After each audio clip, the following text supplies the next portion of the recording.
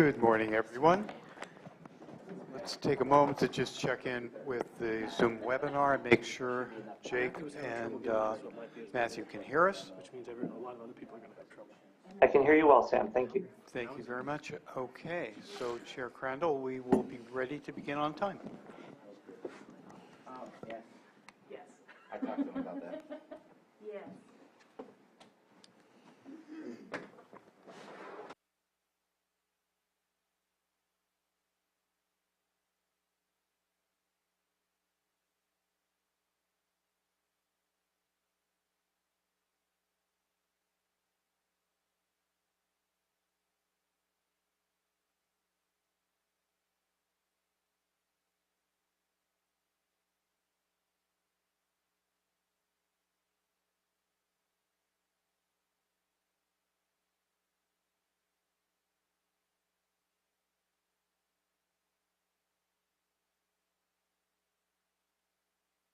Here.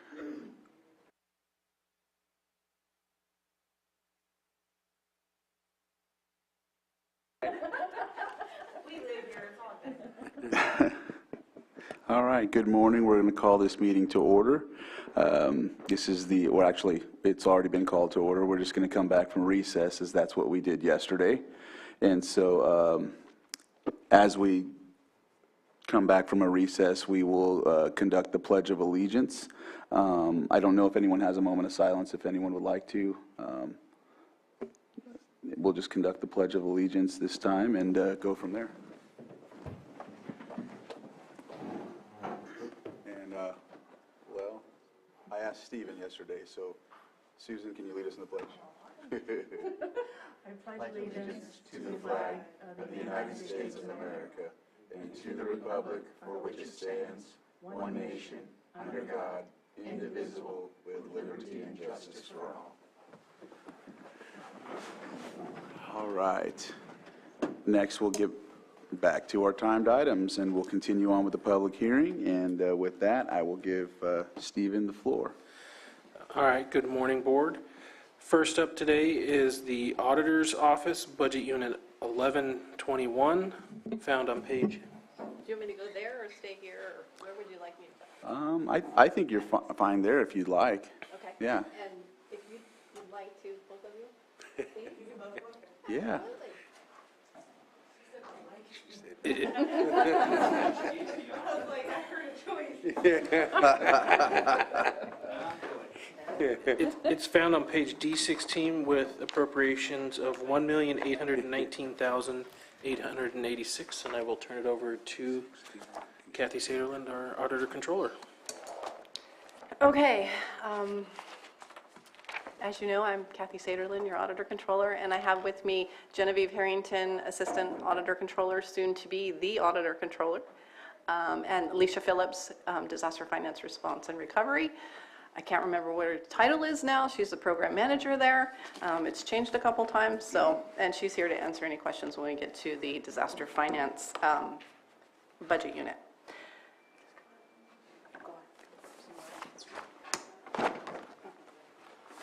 Okay, so for the Auditor Controller County Clerk's budget, the department overview you have before you lists some of the functions and services and statutory responsibilities of the Auditor Controller and the County Clerk.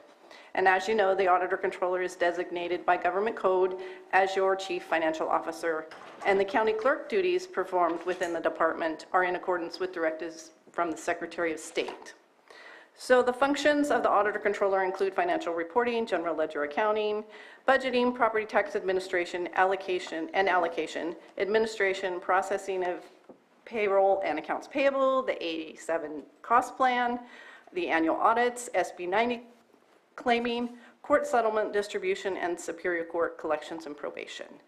The Auditor Controller provides services to 21 independent special districts, fire, water, and cemetery, the Lake County Office of Education, First 5 Commission, and local transit agencies. The services provided to those customers include accounting support, budget, and general ledger transaction processing. Functions of the County Clerk include marriage licensing, fictitious business name statement filing, notary oaths, fish and wildlife administrative fees, Form 700 processing, conflict of interest code, maintenance, and administration, as well as a variety of additional county clerk filings and duties as required by your board and the state of California. This department is a general fund service department and is funded by a combination of user fees and services to others. The billed and unbilled adjusted net county cost contribution is 13% for the 22-23 appropriations. This budget unit has 13 allocated positions, all of which are currently filled, with the exception of one full-time position that is currently filled part-time at the request of the team member, and one position that is currently vacant due to a leave of absence. The team and the auditor, controller, county clerk are an incredible group of individuals that work hard to serve our customers and public with efficiency and professionalism. The quality and amount of work that they accomplish is incredible, and I can't express enough how fortunate the county is to have a team like them in the auditor, controller, county clerk's office. On the AC side of the house, the auditor, controller side of the house, we continue to receive awards for our financial reporting from the Government Finance Officers Association and the State Controller's Office. We continued to provide workshops, training, and support to departments and our external customers, all while paying vendors and employees timely. On the county clerk side of the house, we continued to process Form 700 and charter conflict of interest updates timely. We process marriage licenses and fictitious business name statements on demand, perform marriage ceremonies here in your board chambers, in addition to staying current with all other statutory clerk functions. And we are currently gearing up for our clerk docs upgrade.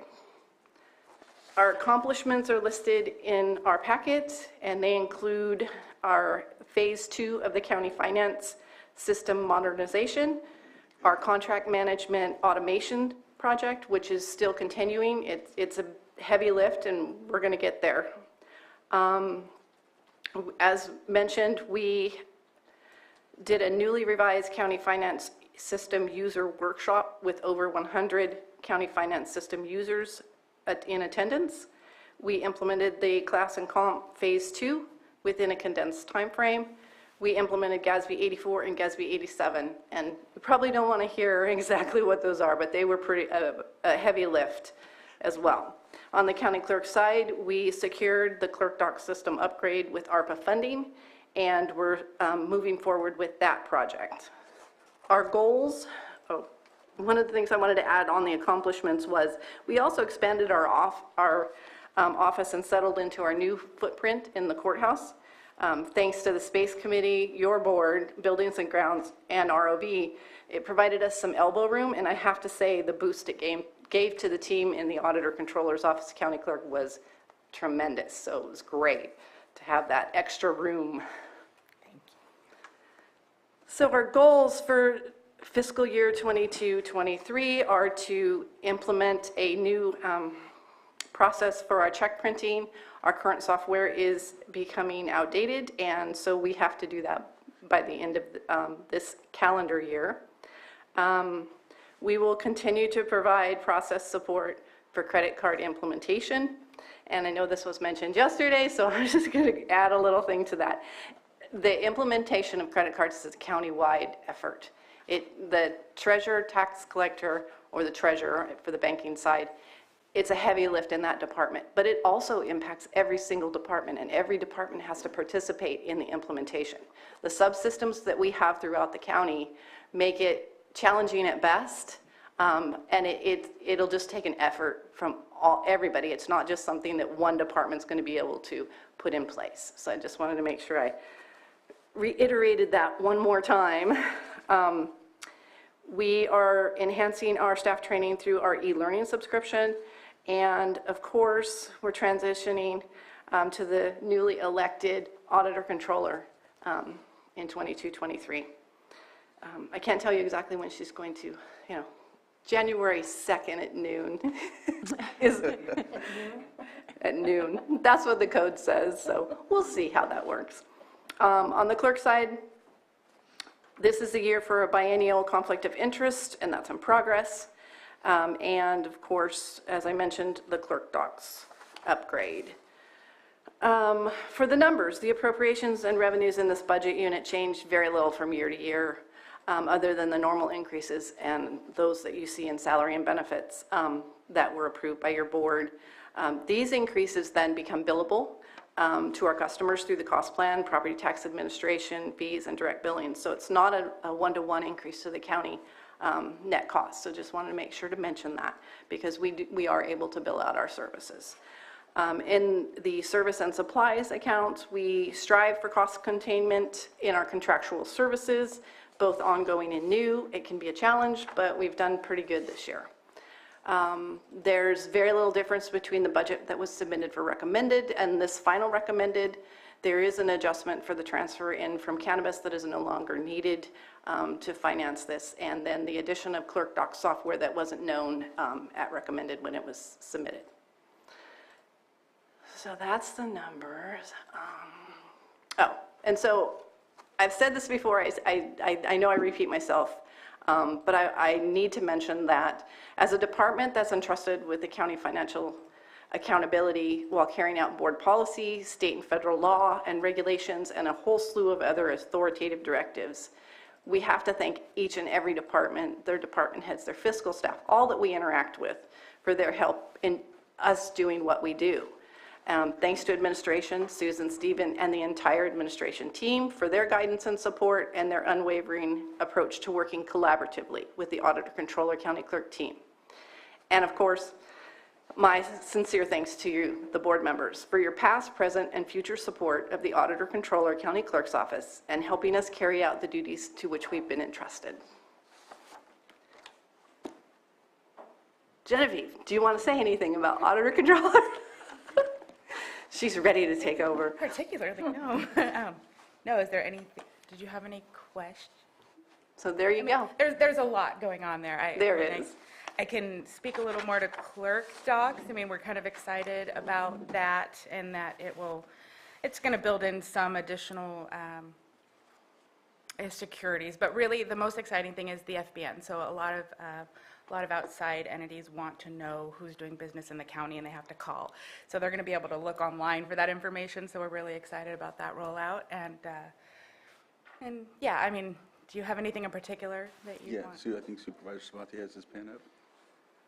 So budget-wise, I agree, not much of a change, just slowly increasing, just as it should. If you have employees who stay around, they're getting increases in their pay. We just had those increases recently.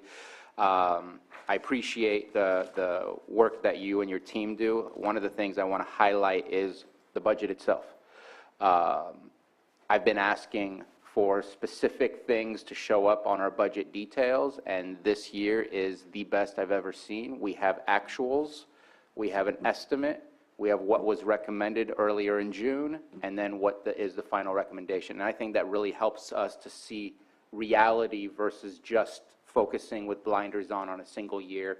And I think that helps the public better understand where we've been and where we're going to, and it helps us be able to also maybe, it's a short trend, we can get further trends if we really want to do more work, but it provides us a little bit more information as to, again, what's going on. Are we going down? Are we going up? Why is it going up? We can ask those questions. So I really appreciate that you put the effort into that. And I know that it was a team effort, but I think your department took the biggest portion of that, and I appreciate it. Since I've been asking for it, I needed to say that publicly. But other than that, I have no questions at all about the budget for this one. Everything looks good to me. Awesome. Any other questions, comments? All right. We got one more, right? Does that Okay. So the next one is the disaster response and recovery budget unit. And for this one, as described in the department overview that you all have, this budget unit was established in 2015 in response to the significant financial activities as a result of the Valley Fire. At that time, it was determined to be the best practice to remove the activities of disaster from the general fund and have a centralized location for the claiming and reimbursement that impacts many different funds and budgets in the county, public works, special districts, health and human services departments that have their own funds. This was a centralized location for that. As noted, the general fund provided a $2.15 million in startup funding to bridge the gap between the costs and the claiming back in 2015. And as you'll see as we move through this, that's still retained in that fund for that purpose. This budget unit has been used for 13 declared disasters, as well as the County CARES Act funding, PG&E settlement dollars, PSPS, and the county ARPA funding that was transferred to the general fund to budget unit 1120 and 2122. The budget unit contains 2 allocated positions funded through the administrative and reimbursable costs received from state and federal revenues. And since May of this year, we have been fortunate to have both of these positions filled. One is at a part-time level that is backfilling in the Auditor Controller's office. And we have 2 very talented individuals there, Leisha Phillips, who is here to answer any questions for you, and then Dakota Hockett, which is a new employee. I think she's been with us for a year now. The accomplishments and goals of this budget unit are and will continue to be the result of their hard work and dedication, and similarly, the past and future successes of this department are the result of your board's continuing support of the framework we've established here in Lake County for disaster finance activities.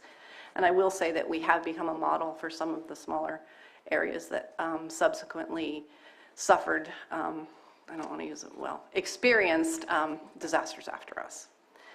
Highlights of the funding sources outside of direct disaster reimbursement are the PG&E settlement dollars that were provided as a result of the sulfur fire. They were used to plan for the future for audit exceptions, a $2 million reserve. I think that is conservative. I think it could be a lot more. As well as to support road improvement projects in the disaster area for the sulfur fire. 1.4 million went there. 424,000 of that road allocation was spent in fiscal year 21-22, as it was explained yesterday, and the remaining 976,000 is contained in this 22-23 budget. So we'll have a couple changes for that. CARES Act funding for direct relief related to pandemic response and recovery of $6.5 million was received in fiscal year 2021, and it provided $1.3 million in small business assistance, $3 million in public health expenses, $1.3 million in public health and public safety employee response costs, and the remaining was used for COVID testing, tracing, personnel diverted to substantially different use, distance learning, telework capacity, food and housing support, increases in unemployment and workers' compensation, and less than 1% in administrative costs for actually coordinating, tracking, and distributing that funding. So I think that the county should be really proud of that. That's pretty low in administrative costs. To break that down to the significant county fund or budget unit impact, $2.7 million was general fund direct reimbursable costs. So 2.7 million of that went back to your general fund. And I'm sure Stephen's going to talk about that a little bit later. 1.49 million went to your Health and Human Services departments for reimbursable costs. So help them out as well. So the next area was the PSPS funding of $550,179 that was distributed to the budget through this budget unit, and some of that went to budget unit 1671 buildings and grounds and 1785 public safety facilities for generators at various locations. And I think ROV was the most recent one, but I'm not sure on that. As mentioned, the county initial 50% of ARPA funding of $6.2 million that was received in fiscal year 2021 was moved from this budget unit to the county general fund. And this occurred based on the recommendation of the ARPA committee, of which 2 of your board participate. The accomplishments and goals of this budget unit are as submitted. What I can say is they are in progress and on target, and we've seen a lot of, I've seen a lot of improvement and a lot of movement forward in disaster finance and recovery with the 2 staff members that are in there. So it's really good to see. So the adjustments that are needed to this are that we need to reduce the revenue account 8123 by $423,927 and increase reserves by that same amount. This would increase the overall reserves in the budget unit to $10,259,407. And I know that sounds like a very large amount. Those categories that within that $10 million are the general reserve, a general reserve of $2.15 million, which is that general fund seed money. Leave it in there, keep it there. You know you're going to have disasters in the future. You're always cost reimbursement. You always have to have the cash coming out. Then designated for audit exceptions, there's $4 million, and that's that partial PG&E and other accumulated resources in that, within that budget unit. Designated for advances is $3,419,286, and that is the amount we owe back on the Mendocino fire. The state gave us an advance. Normally, they take it from their payments. In this case, for whatever reason, they did not. We have to pay that back, but we keep asking, when do you want this back? And now that this is publicized, they'll probably come to us, but they haven't asked us for it back, so we have to reserve that money. Designated for insurance overpayments, we do have some insurance. We received insurance payments after we had already received FEMA reimbursements, so we have to pay back. You can't duplicate your benefits, and that's $690,121. So these reserves will provide for the future absolutely known $5.5 million in obligations, an estimated 4.6 in obligations. And again, it will also provide the resources, the cash resources that would be needed for cost reimbursement grant activity if and when the next disaster occurs. Again, thank you for your continued support of this budget, and Leisha is here to answer any disaster specific. She did give me a wonderful spreadsheet, but if you have any questions of me or of Leisha for the disaster specific, happy to answer them.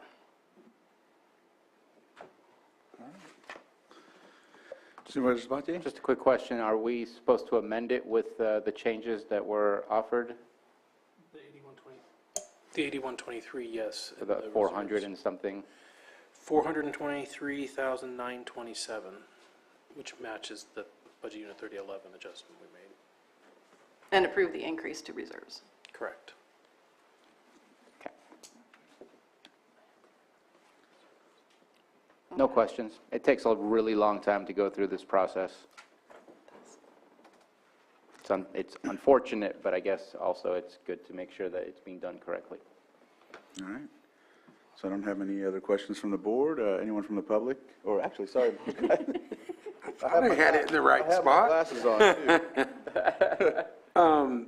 On the disaster, so I just had a question when we talk about the next disaster. I know that currently we have the tree mortality, the proclamation. So my question on the 2.1, I know there are going to be some upfront funds that may be needed to get that program, which will be reimbursed. I wanted to just ask the question on that 2.1 million that's in there. And when we say our next disaster, I think our next disaster is here. We're kind of working on that with the tree mortality and potential on reimbursement. There is an opportunity for that, but there may be some pre-fund. I'm going to ask that question, and maybe I think that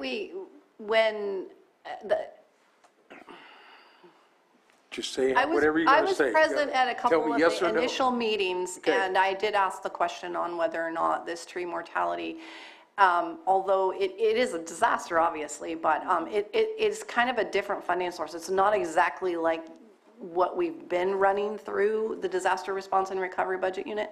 And I asked the question on whether or not the expectation would be to run that through this budget unit, and I thought at that time it was determined it would not.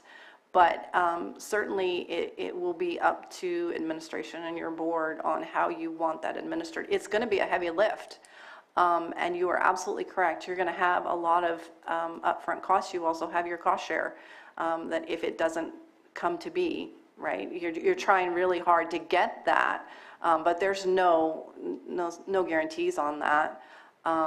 So I'm not sure what the direction is. I haven't been involved, and again, the capacity in disaster response and recovery, that unit could potentially absorb that, but I'd hate to throw it out there because I'm not going to be the one that brings it forward and to the finish line for you.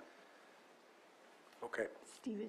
I will say that this is a very different funding source than anything that has flowed through the disaster finance. This is more like a grant we're receiving, kind of like a CDBG grant.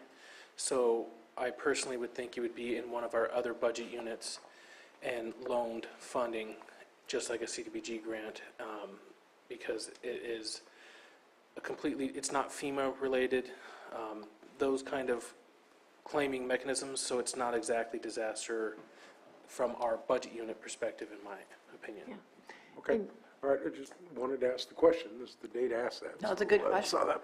And I also think, we have to be prepared for another disaster too. So I would hate to deplete that and then be in a situation where we need it for something else. So. Yeah, the question was ultimately, Yeah. working hard. I know we're working hard. We did the letter the other day asking for the 25 reimbursement, looking to get those funds back. We know, right, it's to the CalOS, the DAA funding, the 75% is there. So, okay, I wanted to ask my question. You brought it up. That one wasn't in my mind until we had the conversation today. So, that I do have a couple other just comments, obviously.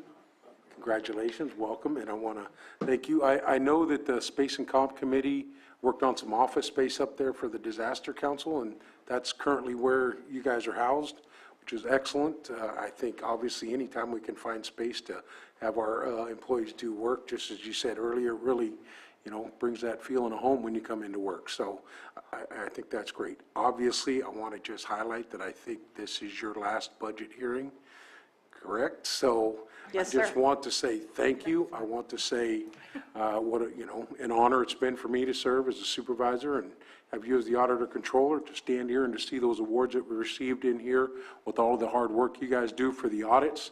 Can't say it enough. So need to highlight that today for myself as a supervisor. So thank you very much. And you got some big shoes to fill, and I know you'll work hard to do that. So My best. Supervisor Spot. that's it. That's what I have today. And on the comment from Supervisor Simon, I think that we are always going to have to figure out what we're supposed to do to front some money, and I think that while we don't want to touch sensitive areas of our budget, I think that we've seen it before. We just had the conversation with Water Resources where they used their reserves to front money to be able to purchase a property that we knew was going to get reimbursed from the state. It took some time. We did get that reimbursement, and I know that we have more than enough reserves, including what we're just putting in right now, that would be sufficient to at least be able to cover that if there's the knowledge that it will be reimbursed. I would be comfortable with that because right now we still have a good amount in there and we're already adding $3 million more. So I think that would at least be one pathway to make sure that we have that capability to be able to make sure we move forward rather than not move forward. I do want to say one thing. The 3 million comment, that's with the general reserves. That's not the one we would do it in, but we would do it out of potentially the infrastructure reserve, which we just put 6 million in. Yeah. And just reserves in general. Sorry. The general reserves aren't.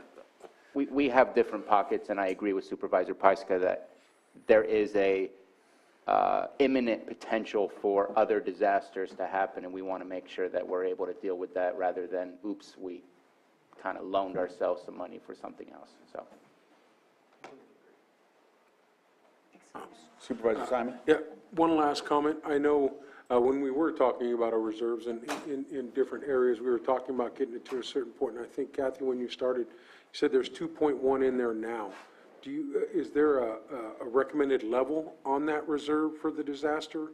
I know you said there was 2.1 in there with the reserves now. Is there like I know there's no standard because everybody's different in every county, but as we talked earlier on our reserves for the county, we were talking to have 3 months worth of, 3 months worth of reserves, trying to get up to like 18, 19 million. So just a question on that disaster reserve. There's no specific recommendation, and because you can't base it on, what you're talking there is your known expenditures, right? Okay. So it just depends on how many disasters you anticipate having and what the cost of those are, and they vary, our experience has shown us they vary so drastically, and the funding sources that come that way. So it's an unknown. But we know for sure that, over the last 7 years, the total of our disasters, I think it was at 21 million, is the cost of all of those disasters combined. different reimbursements, and I don't know if Alicia wants to share that with you, but I believe that overall for all disasters billed and claimed to date is 21 million. Okay, obviously not. But that's 7 years, so, Yeah, right? absolutely. And we're still, we're still working disasters back to 2015. Funding sources come slow. So I can't tell you on the reserve. It's just my feeling is that seed money that went in there from general fund, just as long as you leave it in there, you're going to be pretty good. And then the audit exception reserve that we've asked for is because we don't know, they can come back and if we procured one thing incorrectly, they're going to claw back those monies. And we have two really big projects that cause me some sleepless nights, and within that 21 million, and it's about 10 million. So Okay. I know that didn't really give you an answer, but That's all right, but, you at least, said what needs to be said. We talked about reserves in all areas, and that's something we really need to do, because, as you know, Mother Nature is making her changes right now. We're in the drought, that's constantly what we're talking about, tree mortality, but, boy, if it's a sign of maybe the winter we're going to get this year with some of the rain we just had, we're back at that 2017 flood numbers and being prepared for those, so, all right. Thank you very much, Kathy. Appreciate it. And thank you. All right. With that, we'll go ahead and open it up to the public, see if there's any comments from the public. Not seeing any hands, I'll bring it back to the board, and thank you very much for the presentation, and we'll look for action right here. No. I heard a. Oh, okay. It was the opposite. All right, Mr. Chair, I move to approve Budget Unit 1121 and Budget Unit 1920 with the amendments as suggested by Mr. Carter and our Auditor Controller. Second. I have a motion and a second. All in favor? Aye. Opposed? And motion carries. And thank you very much. Welcome aboard. I look forward to next year. And thank you, Kathy, for all your hard work for the past years. Thank you, Kathy. Yeah. I know you'll still be with us in this room, but I just wanted to state that. So next, well, I'll just give it back to Stephen. Next up is Treasurer Tax Collector, Budget Unit 1120, found on page D19. And I will turn it over to Department Head Barbara Ringen. Morning. So to start with just a brief department overview, the Treasurer Tax Collector operates 3 divisions: Treasury, Tax, and our court county debt collection.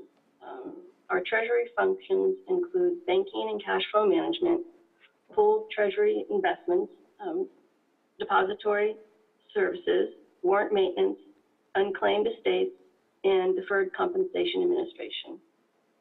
The tax collector functions include billing, collection of property taxes, transient occupancy tax, our cannabis cultivation tax, preparation of tax liens, and coordination of our tax defaulted land sale. The collection division collects court fines and fees and other county-wide debts. Our operations are funded through service fees, reimbursements, and general funding. The majority of our revenue is generated from delinquent property tax fees and penalties, accounting and treasury administrative fees, and cost reimbursement for delinquent court fines. Our accomplishments for the 21-22 fiscal year, we successfully collected in excess of $100 million in property taxes and assessments for the county, school districts, and independent special districts.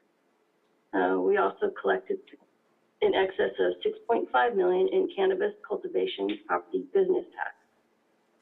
In May, we conducted a tax defaulted land sale. Listed were over 900 properties. Of those properties, 147 properties were redeemed prior to the auction start. in which we collected approximately, looks like 1.4 million prior to the auction even starting. During the auction, we sold 204 parcels, with collecting property taxes at approximately 1.3 million. Unfortunately, there were about 550 parcels that we did not receive a bid on, and 32 had to be withdrawn for various reasons prior to the start of the auction. Another happy note that we're very happy about is at this time today, we have successfully filled all our positions in our tax division. So I can't remember when that occurred in years past. This is the first it's been for many years, many years. Unfortunately, we still do have 2 vacancies, one in our Treasury and one in our collection division. And at this time, I would definitely like to thank the Auditor's Office for their great assistance in our Treasury division for that shortage of staff. It was greatly appreciated. They helped us catch up due to that unfilled position. So I really appreciate that from the Auditor's Office. Our goals for 22-23, we want to continue to efficiently collect taxes relating to cannabis, cultivation, and business tax. We are also planning to have another tax defaulted land sale, including approximately 1,000 parcels. We will also continue to train staff throughout our 3 divisions in order to provide accurate and timely customer service. Also, we have already been working with a newly elected Treasurer Tax Collector, Patrick Sullivan, but we also want to continue that in order to ensure smooth transition. And lastly, I would like to thank our staff. We would not be able to get the work done that we do without their hard work and dedication to not only the department, but to the county as a whole, the public service. Thank you. All right, Supervisor Sabatier? Not a budget question. Everything looks pretty simple and clean on this. Again, the normal progression of increases that we should be expecting. I do want to mention the $2.5 million that was moved over from Teeter to general fund, because Teeter, from what I understand, was speaking with Ms. Saderland, is it's full. It's reached its maximum capacity, and that hasn't happened in a while. And I just want to thank the Treasurer Department, because that is due to the tax auctions. I know I've been pushing, and we've been pushing from this board as well to make those things happen, and that really helps us out in being able to accomplish some of our goals that require that level of funding. Granted, maybe this is not the expectation that it should continue as such. Eventually, there's not going to be that many properties to auction off, and I'm glad to see people are redeeming their properties prior to it going to auction. But the fact is, it's cleaning up the tax roll, and it's benefiting us in a financial way. So I got to give kudos when kudos is deserved. So thank you so much for that, because that's helpful all the way around. Thank you. Yeah, and I'll expound on that. I do appreciate the tax auctions. I know since we've been on, we've been really focused on that. They've been conducted. I know you're looking to do another 1,000. That's going to be a big plus as well. We do understand in some instances some of these aren't going to get sold, just like these others that are remaining. But at least we're doing something. We can track forward what we need to do with those properties when once we see the challenges in getting those auctioned off as well. So again, thank you on that. So I don't know if there's any other comments. And just to add, there's next steps after this initial tax auction offering, where now we have more avenues and pathways to be able to deal with the tax defaulted properties. A lot of times you have to go through the standardized minimum bid that the state tells us we have to. If they don't sell, then it opens up different opportunities, and I'm looking forward to venturing into those opportunities. You know, there is something that I just wanted to be able to say, and I think that, Stephen, you might be able to help me with this, and I'm pretty sure Kathy will as well. There's a situation when there was an auction that took place this last year, and the HOA was concerned that they didn't get a portion of the tax. And I know I talked to Patrick about it. He kind of explained it to me, but I don't know if they're tuned in, so I want it to be kind of stated so they hear that why that doesn't take place when an auction is sold, the property is sold, and then that funding that's collected from the county isn't shared with the HOA, because what I've been told is it's this teeter fund that covers that or something like that, or am I wrong?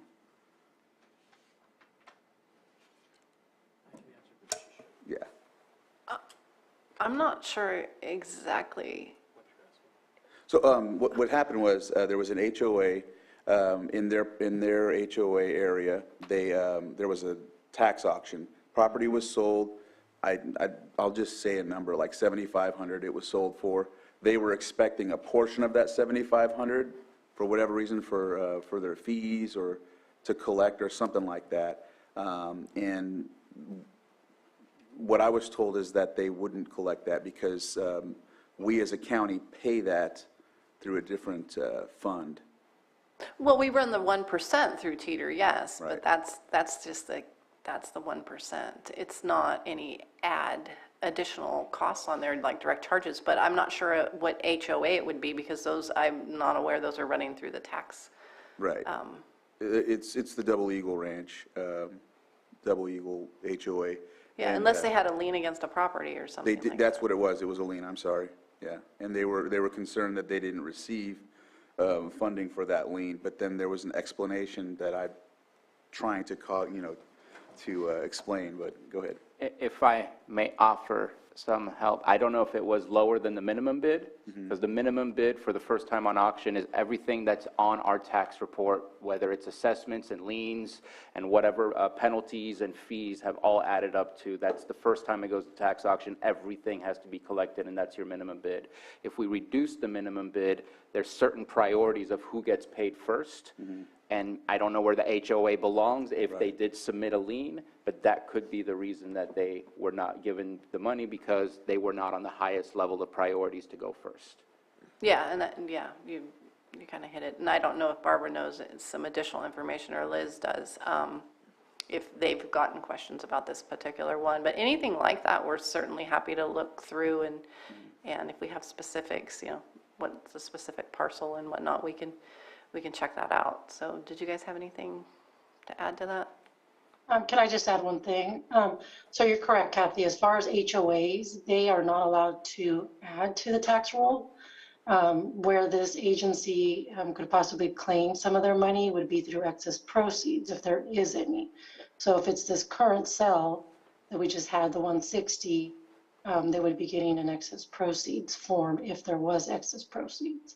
But they'd have to, we have that 1-year waiting period for appeals, but that's where they would be able to get some, if any, of their lien amount. That was what Patrick told me.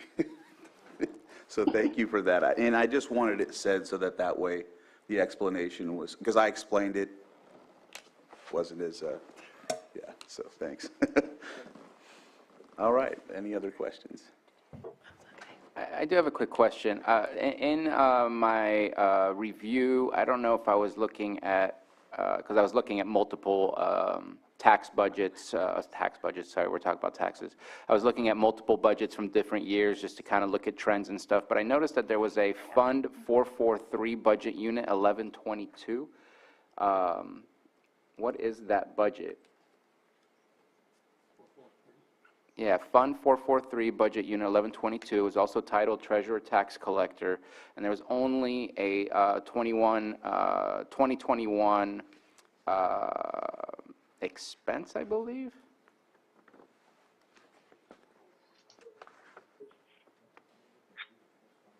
Revenue. Fund 443 is delinquent collections.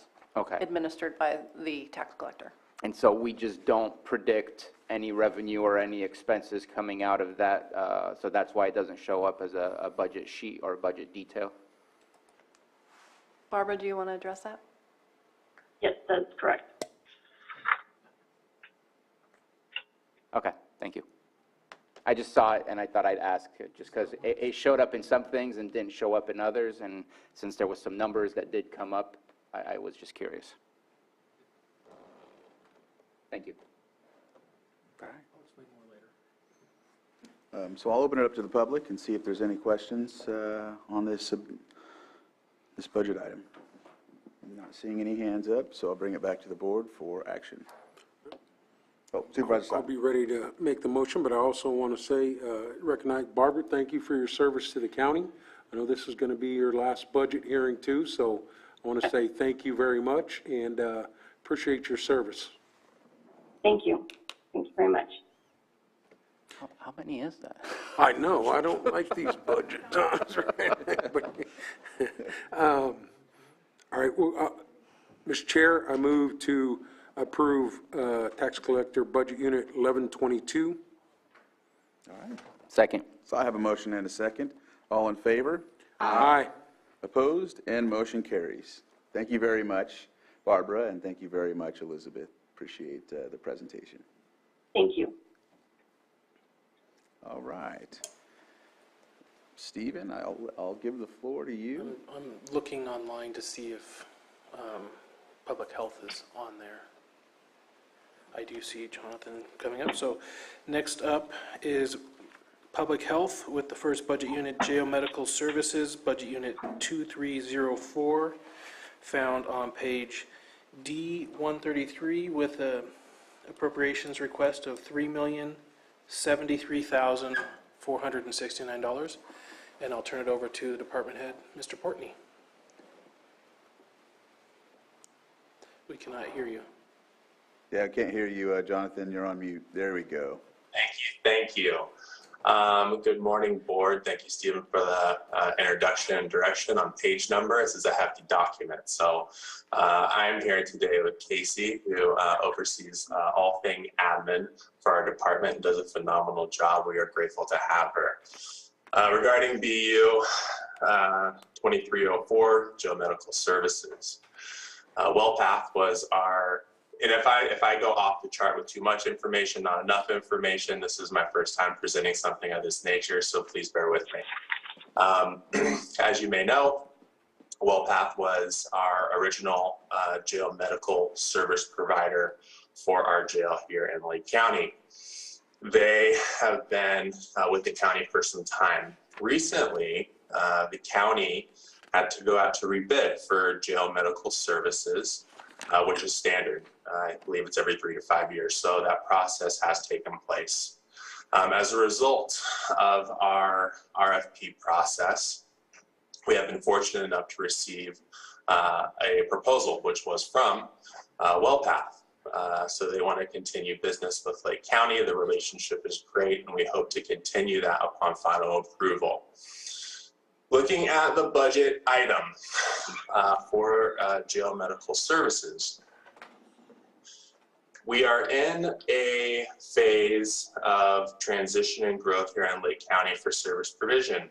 And with that growth and expanded need for service provision to provide patient care, as the contract overseer, Health Services Department, there was a need to meet the fiscal obligation of WellPath, taking into consideration inflation and increased costs and service provision needed within the county jail. So, as you can see here on budget item 2304, there is the overall budget.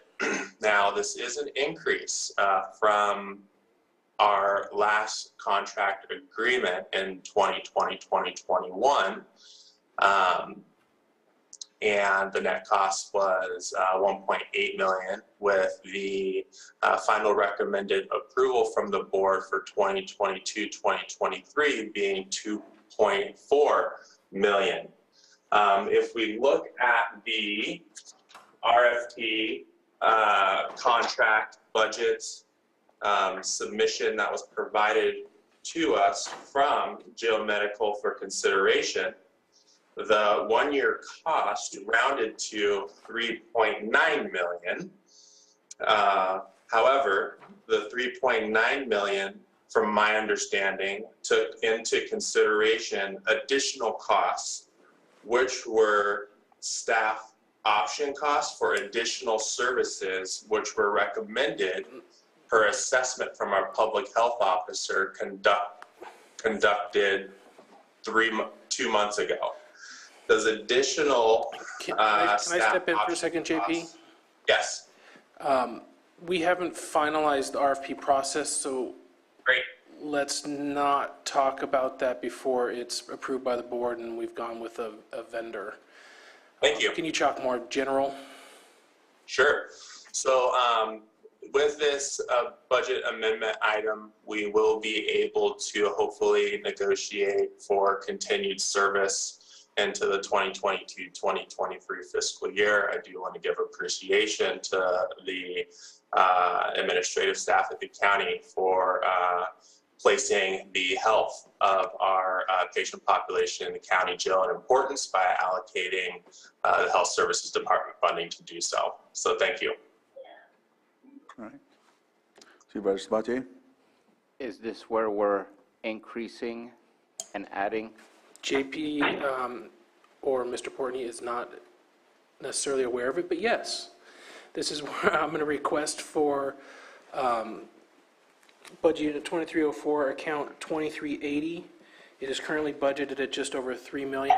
Because of our RFP experience, I'm requesting to use $1.5 million of the additional carryover that we have, our FBA, to increase that 2380 by $1.5 million.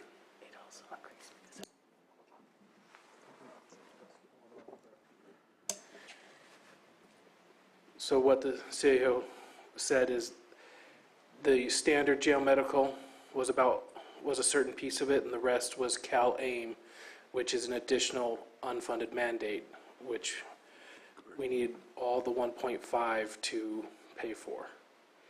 And at this moment, this is just budgeting, nothing's been approved, and so there could be Which is some why I'm potential very generic changes. right now. Okay. And again, it's going to come from, or it's going to be 1.5 million added from the FBA to 2304, section 2380. Correct. Okay. And there's no other side because it is already FBA brought forward, so it doesn't have to transfer from somewhere else. It is a general fund budget unit.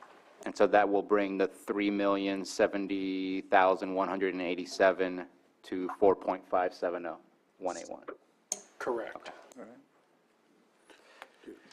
Simon? Just one comment, general comment on that, with the new Cal-AIM, all these unfunded mandates that are coming down right now, just to make sure that, all these budget adjustments, these things that we're doing here as a small county that we're tracking. So when Supervisor Sabatier and, was going to CSAC, and, these are all things that we can bring up, on behalf of the county and say, listen, we think these are, I think the programs may be taking positive steps forward, but we need that information to go back and say, look, you can't just say do it and not fund, especially the rural counties as we're moving through this. So just making sure over the next couple of years with the new care court, everything like that, that every budget adjustment that we're bringing from the general fund, that we're tracking those. And so we have those to back us up when we're talking to our representatives and as we're moving forward at the state level. So that's my request going forward, because there's going to be a lot of those over the next couple of years, it looks like.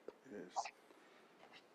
I know you guys are probably already thinking that, but it'd be great for all of us to have that when we're having general conversations. It would, because that's the common frustration in RCRC with most of the rural counties is that, the rural counties. yeah, it's adding not only burdensome mandates, but also unfunded mandates that we're mixing in with all the other projects with, staff issues and whatnot. So Supervisor Sabatier. So I just kind of want to repeat what I said, which is the 2.5 million is not going to be a continuous 2.5 million. This is two years worth of tax auctions that have been kind of bundled together, where the excess proceeds from those taxes above and beyond maybe not the excess proceeds, but above and beyond the teeter is coming back into our general fund.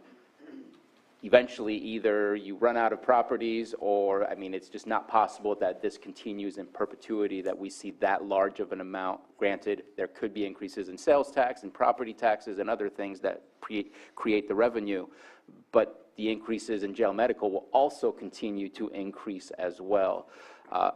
What I'm hoping, and I know it's not necessarily budget related, but when we bring the RFP, if we can also bring a general discussion on the future of jail medical and what we need to do and what we need to request from our representatives, I think that would create a larger discussion on how we can at least advocate for what our needs are here as we see this number just climbing and climbing. But unfortunately, it's a mandate. And as I continue to lean into fully overseeing the jail medical contract, like you indicated, I plan on exhausting all efforts and resources to look at collaborative grants between behavioral health, social services, if they so choose, and other county partners to try to reduce the overall burden on the taxpayer or any other entity to cover costs.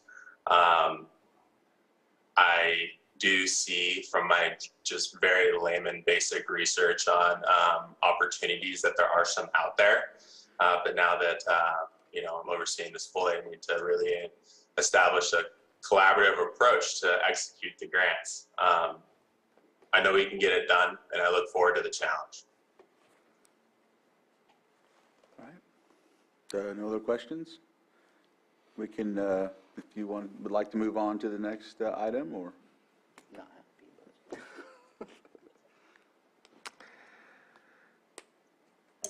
Just move to your next budget unit, JP.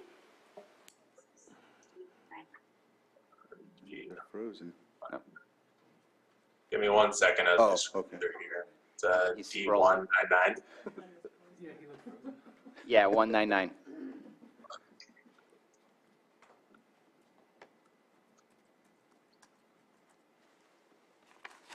All right. Environmental health. So environmental health has a rollover of 2,629.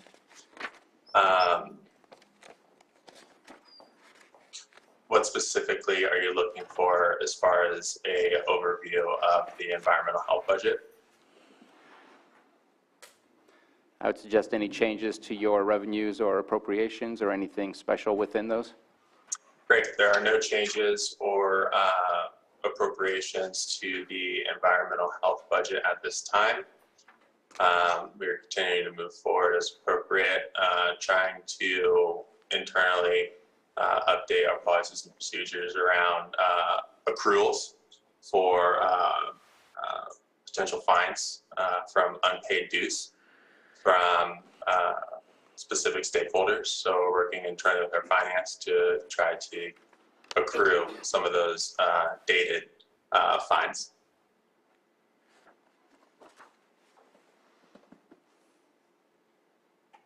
All right. Everything looks good to me on that one. It's actually very cost effective between their revenues and their appropriations. Still doing good.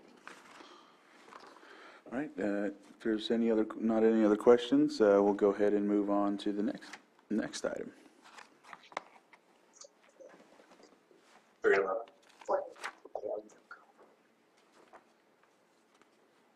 D203. It's next. I think it's the next. Just right the next page. Is this there? No, these ones jump all around. It's a lot of accomplishments.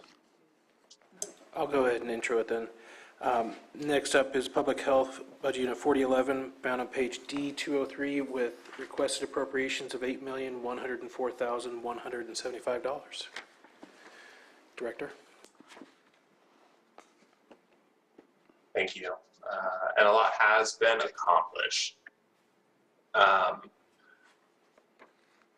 So if we're looking at this, give me a second, I'm trying to scroll through. So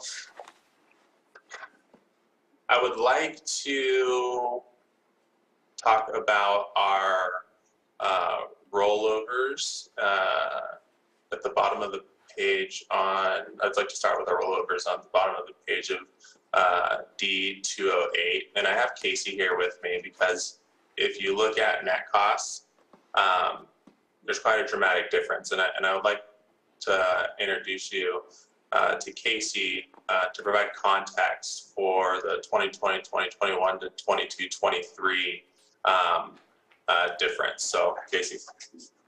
Hello. Hello, Board. So our carryover for this year is actually dramatically different. It's a lot higher than it has been in prior years. And I would attribute that to coming out of the COVID funding. We still have quite a bit of COVID funding remaining, and we'll have it for another few years, but our staff has been pulled into specifically COVID and has been pulled away from the other programs that our department offers. So we are going back into the programs that are necessary for the survival of our department. And so that has left us with some carryover. So that is from our Realignment Fund. And that is, we are starting to recover that fund. Unfortunately, a lot was just coming from our realignment in prior years due to not drawing down the funds in our specific programs and just saying COVID will pay for everything. So we are mending that and looking forward to pulling out of COVID as much as possible, because it is, unfortunately, it is a short term, just for another few years that we will have that. And something I would like to express to the board with that is, you know, the administration for the United States indicated that, you know, potentially COVID is deemed over. So what does that mean for the future for our department, understanding that COVID funding may transition into community resilience and recovery funding? And how do we tap into that so that we can ensure that once and if COVID funding were to be reduced, we are still able to maintain the appropriate staffing structure to either transition, continue to provide services. I will be providing this afternoon the most recent CHNA report, which will be our guide for our future Lake County Resiliency Health Plan and initiatives. And I see us moving forward in a positive direction with resiliency. And I hope to continue to grow the program with our team here. Supervisor Sabatier. So I'm going to tread into maybe some awkward territory here. I'm looking at your vacancies, and when it comes to the general public health, you are looking at 46% vacancy, at least as of Monday is what I have these numbers from. When I look at health administration, we're looking at approximately a 33% vacancy. Environmental health is doing great. There's only 8%. And so there's a huge vacancy going on in your department, which obviously creates its difficulties for you and your department to be able to provide the services and meet your mandates. But I also see that we increased health administration over the course of the year, maybe not now, by 2 positions, and public health by 6. I don't know if those are all grant funded or categorically restricted to specific things that need to be spent on, or if they're more of a general cost that could be placed elsewhere. Because when I see that we have jail medical and we just allowed $1.5 million to go from something that could be provided to our community to being stuck in our jail, which is a very limited population, but a necessary population to provide the service to, and I see such a huge vacancy and increase of positions, I'm just kind of questioning our process, and are we borrowing money from the right place to be able to provide? I know it's only 1 year, jail medical is going to be forever, but I struggle with borrowing money from something that we can provide to the general good of our community for jail medical, when it looks like there's something within the department that maybe we can look at restructuring. So if I can get some information on these new positions, just to remind me of what those positions are,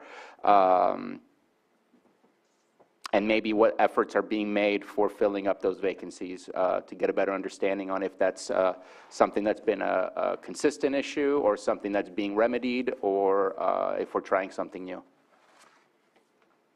Yeah, so the positions that are filled are grant-funded positions. Yeah, so FOPH and COVID funding. When it comes to the vacancies, what we have been ambitious to do is reestablish a foundation. COVID-19 shook things up quite a bit, to where a lot of our staff were rotated to different departments. They either left a department to take on a promotional role or different role within another department. So a lot of shifting happened during COVID. Now, when it comes to the vacancies, we are slowly and strategically hiring the appropriate staff to fill the necessary needs, not hiring to hire. So some positions that were once floated may not be a need now, understanding that we're coming out of COVID and God for willing, we never get into a position to where we have to fill that position again. But we're trying to expand in a different way, looking at epidemiologists, community health workers, and building our program out to be more in community for community. One thing I want to express as well for the jail medical contract. So if we can do this right, utilizing a common term of stream approach and implement the MAT programs, the harm reduction programs, the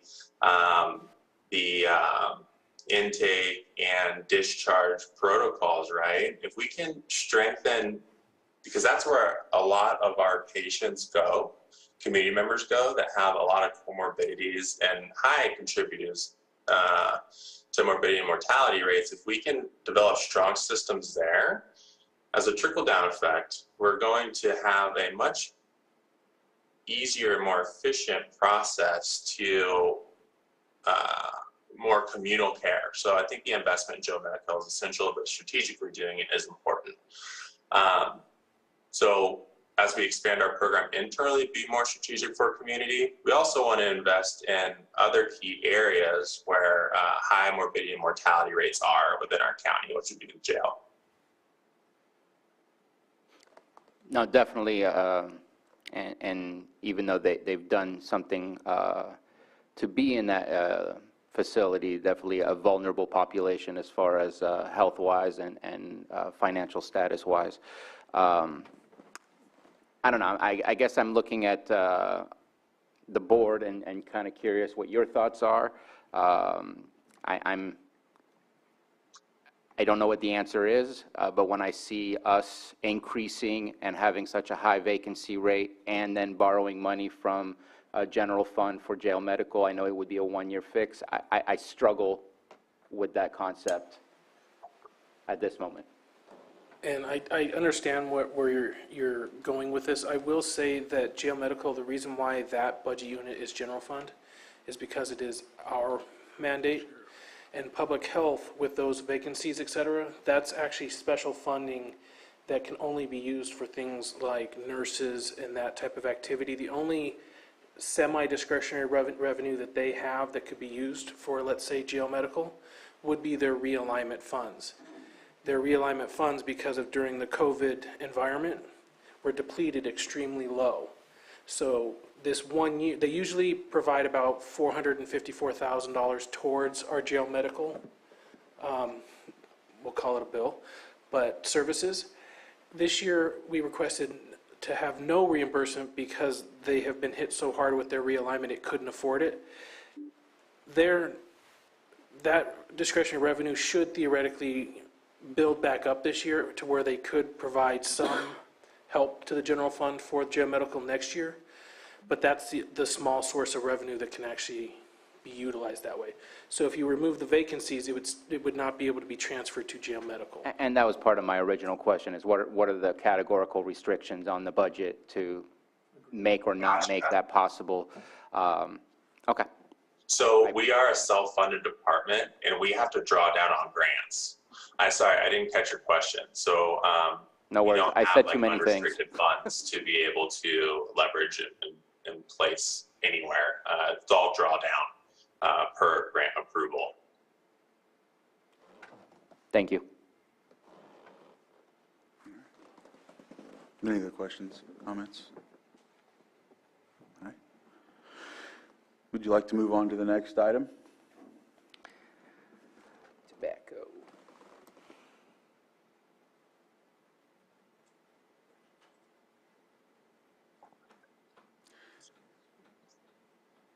All right, 4012. I would like to bring Casey back as she has well-versed knowledge on the health administrative side of things.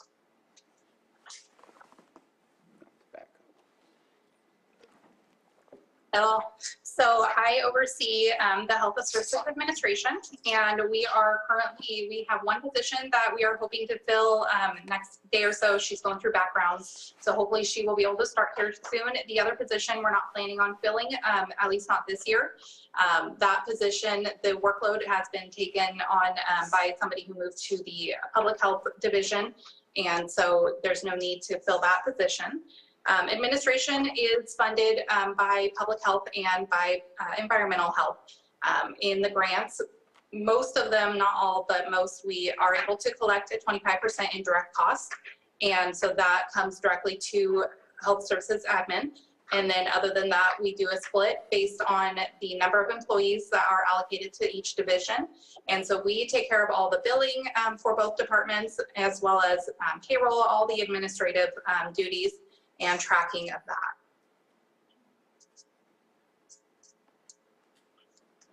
All right. I don't see any questions on this one.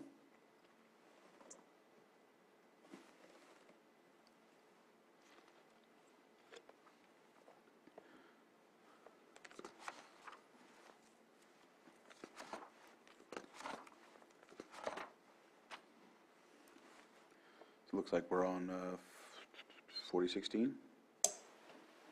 Next up is Tobacco Education, Budget Unit 4016, found on page D218.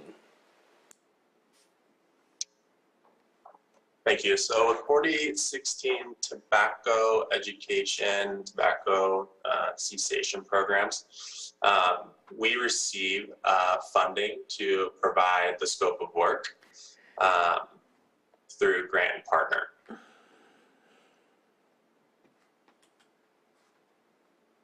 All right. Any questions on this? No, that one's straightforward. All right. Next one is Veteran Services Office, Budget Unit 5321, which is also a general fund department, found on page D250. Request appropriations $334,356.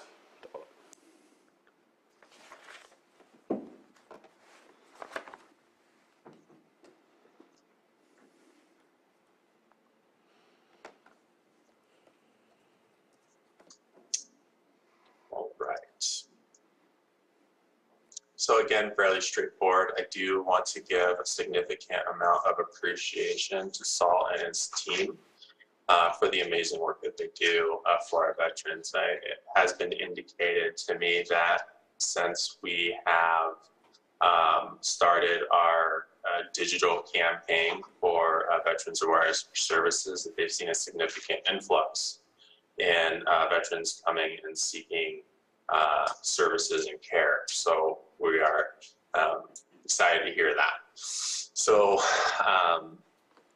net cost as of 2021 was 160.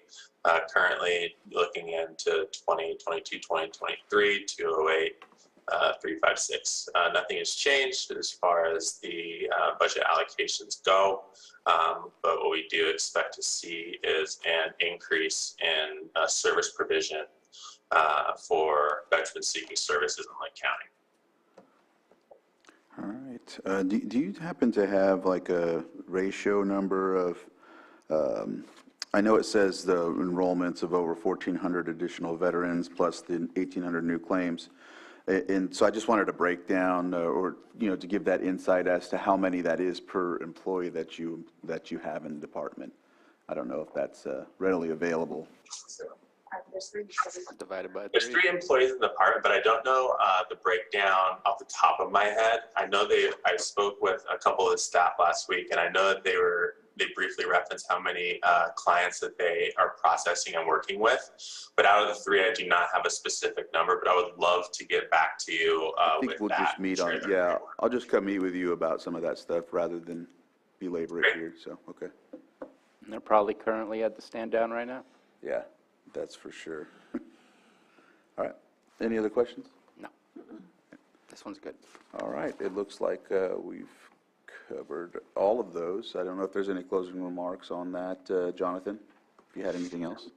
Yeah, I just want to express appreciation for the flexibility and the willingness to provide the department and our staff what we need to be a service. It's truly an honor.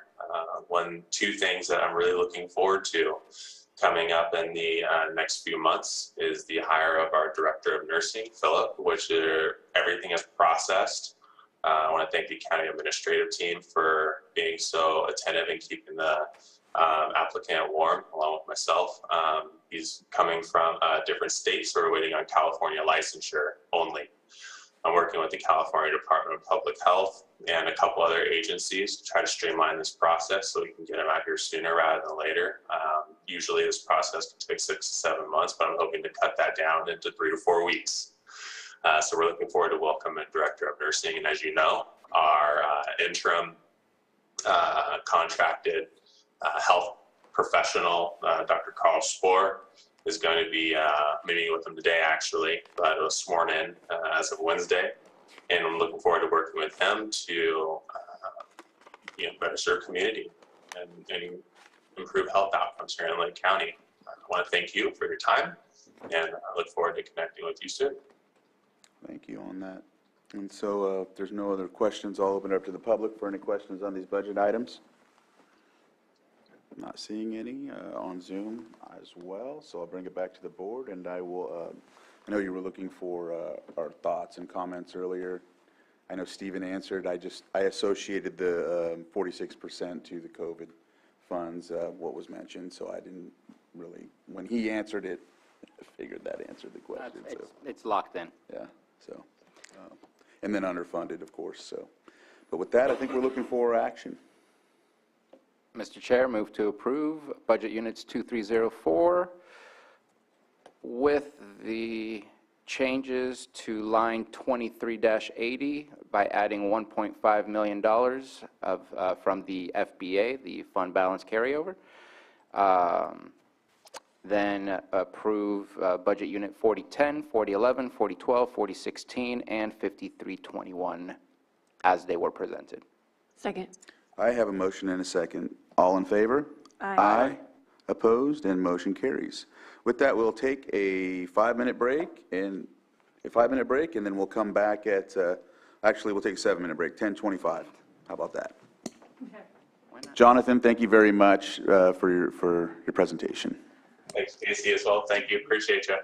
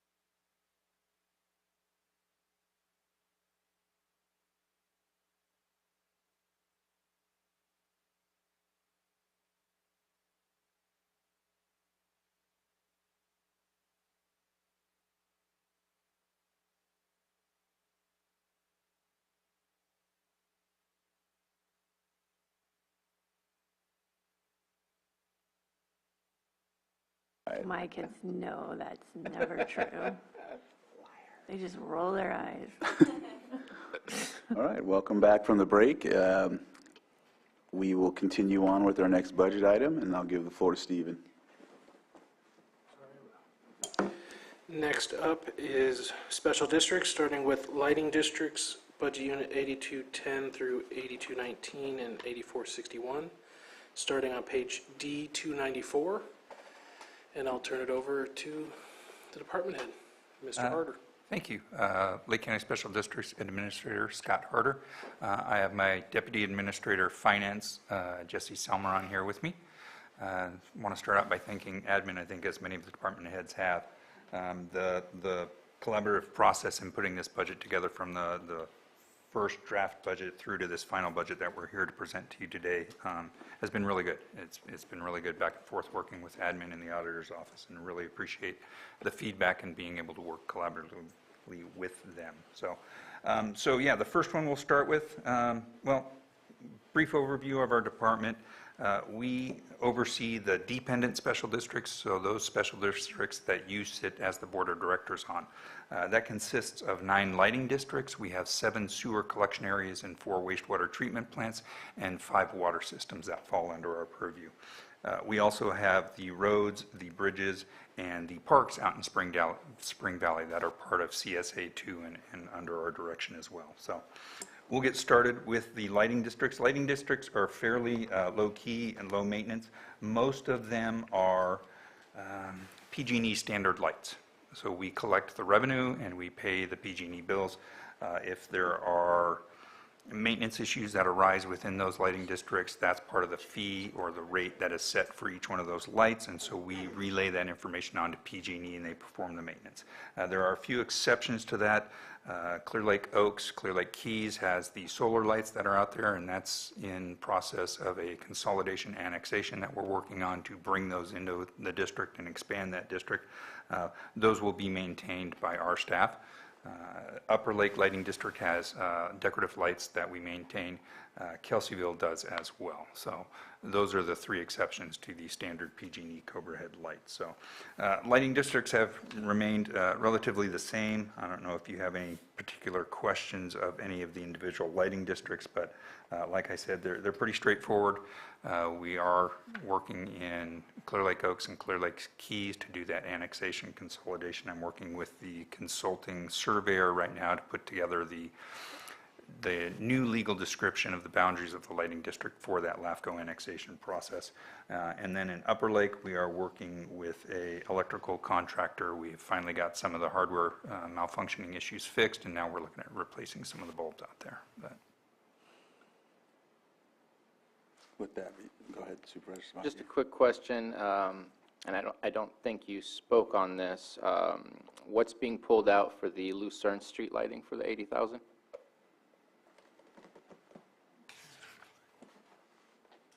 I am not sure off the top of my head. Let me get over to that one.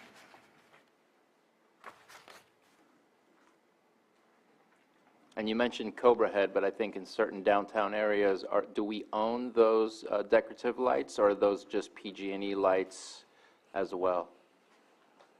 Which ones? Like if you go down Lower Lake or Middletown or even the Clear Lake Oaks, like there's more decorative style of lights, not the Cobra Heads. Do we own those, or are those PG&E? Because I know they did some upgrades for free with decorative lights at one point or another. Correct. If they're in our lighting districts, and some decorative lights aren't within our lighting districts. So it may be that it's a different district, not under our purview. But yeah, for the decorative ones, I think in Middletown, those I think are under PG&E's maintenance. They chose a style that was acceptable to PG&E to continue the maintenance of. Are you looking at? Yeah, which part are you referring to? Yeah, and the Lucerne one, it's being pulled out of the reserves. I was just curious, what is it for maintenance work? Is it for new lights? Budget unit 8217? 8217, yeah.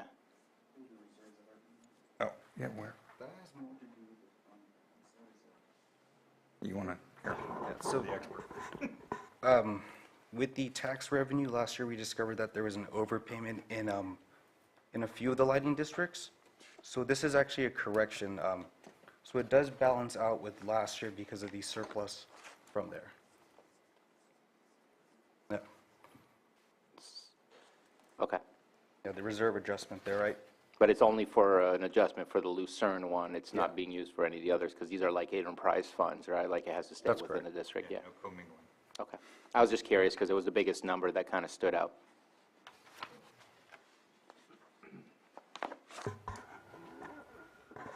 If there's no other questions, I did want to mention, I didn't mention it, but it is listed on our goals. We have been approached by some in the community of Spring Valley about potentially forming a lighting district out there as well. In the formation of CSA2, lighting is one of those duties and services that we can provide. There's a few community members in support of it.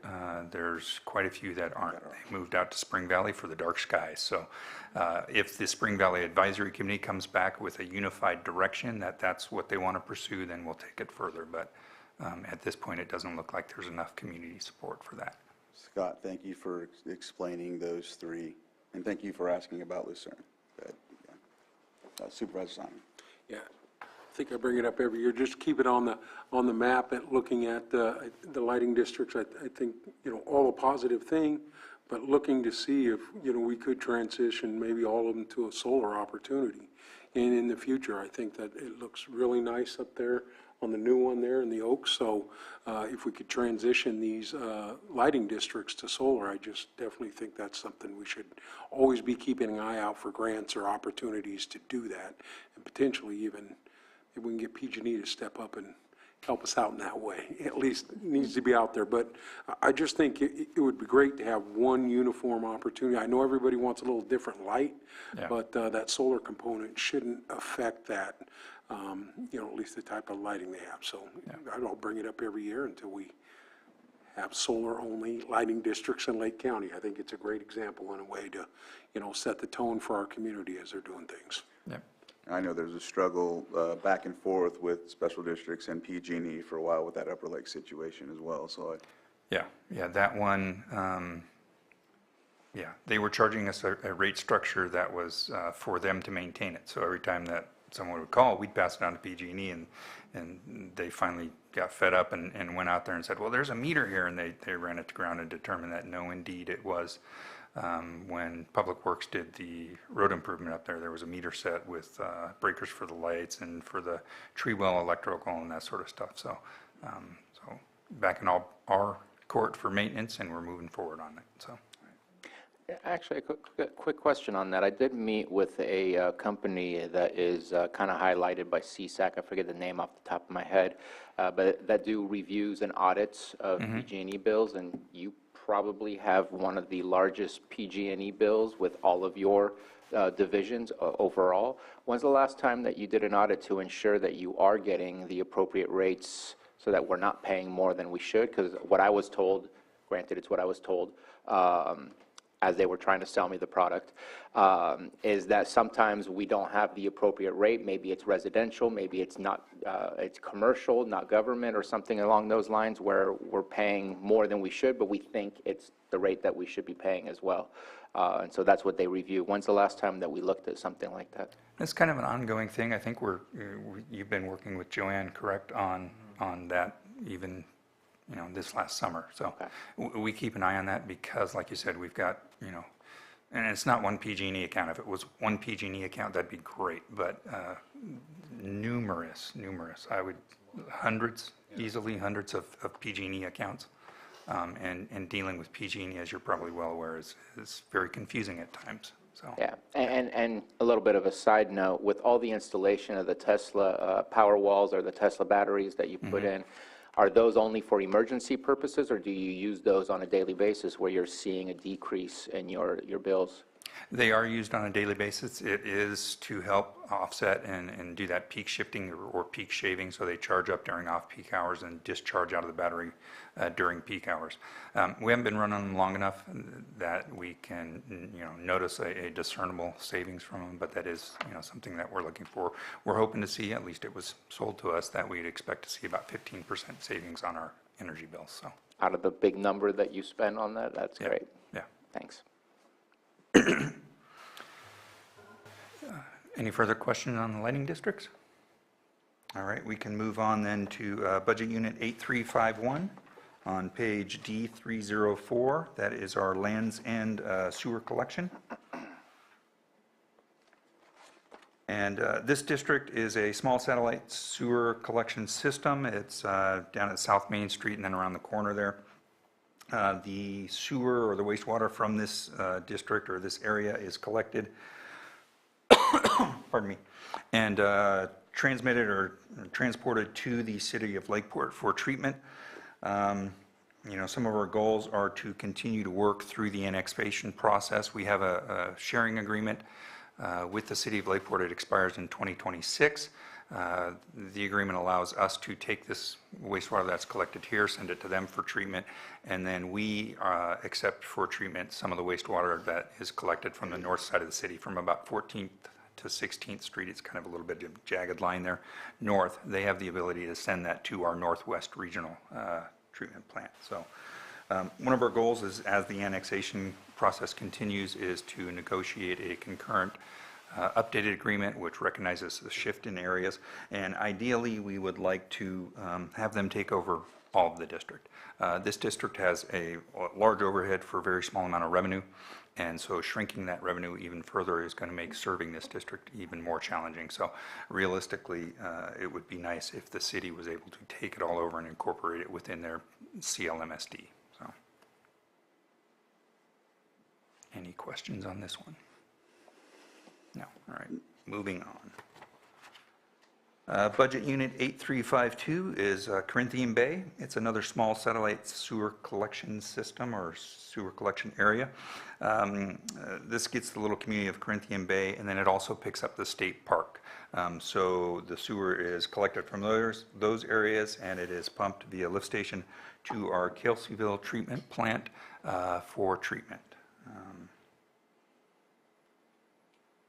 Straightforward. All right. No questions, we'll move to the next one. Got to be quick and brief, we've got 27 to go through, so. Middletown Sewer. This is Budget Unit 8353, it's on page D308. This provides for the funding for the operation and maintenance of the wastewater collection system and treatment plant in Middletown. Middletown's got 3 sewage lift stations and the treatment plant down there. We have completed the rate study for the needed rate increase. County Council has signed off and approved on everything. We're at the state right now where we are ready to set a date. So I'll be working with the clerk and boards, the admin staff, to set that public hearing for that Proposition 218 rate process and get that going forward. So we have our consultant that'll help come and present, and we'll begin our public outreach process on that. But this rate increase, as we've mentioned previously, is much needed. It hasn't been, rates haven't been increased since the district was formed in the 90s. So something that is very much needed, and doing that will also allow us to move into the next phase of construction for the treatment plant improvements.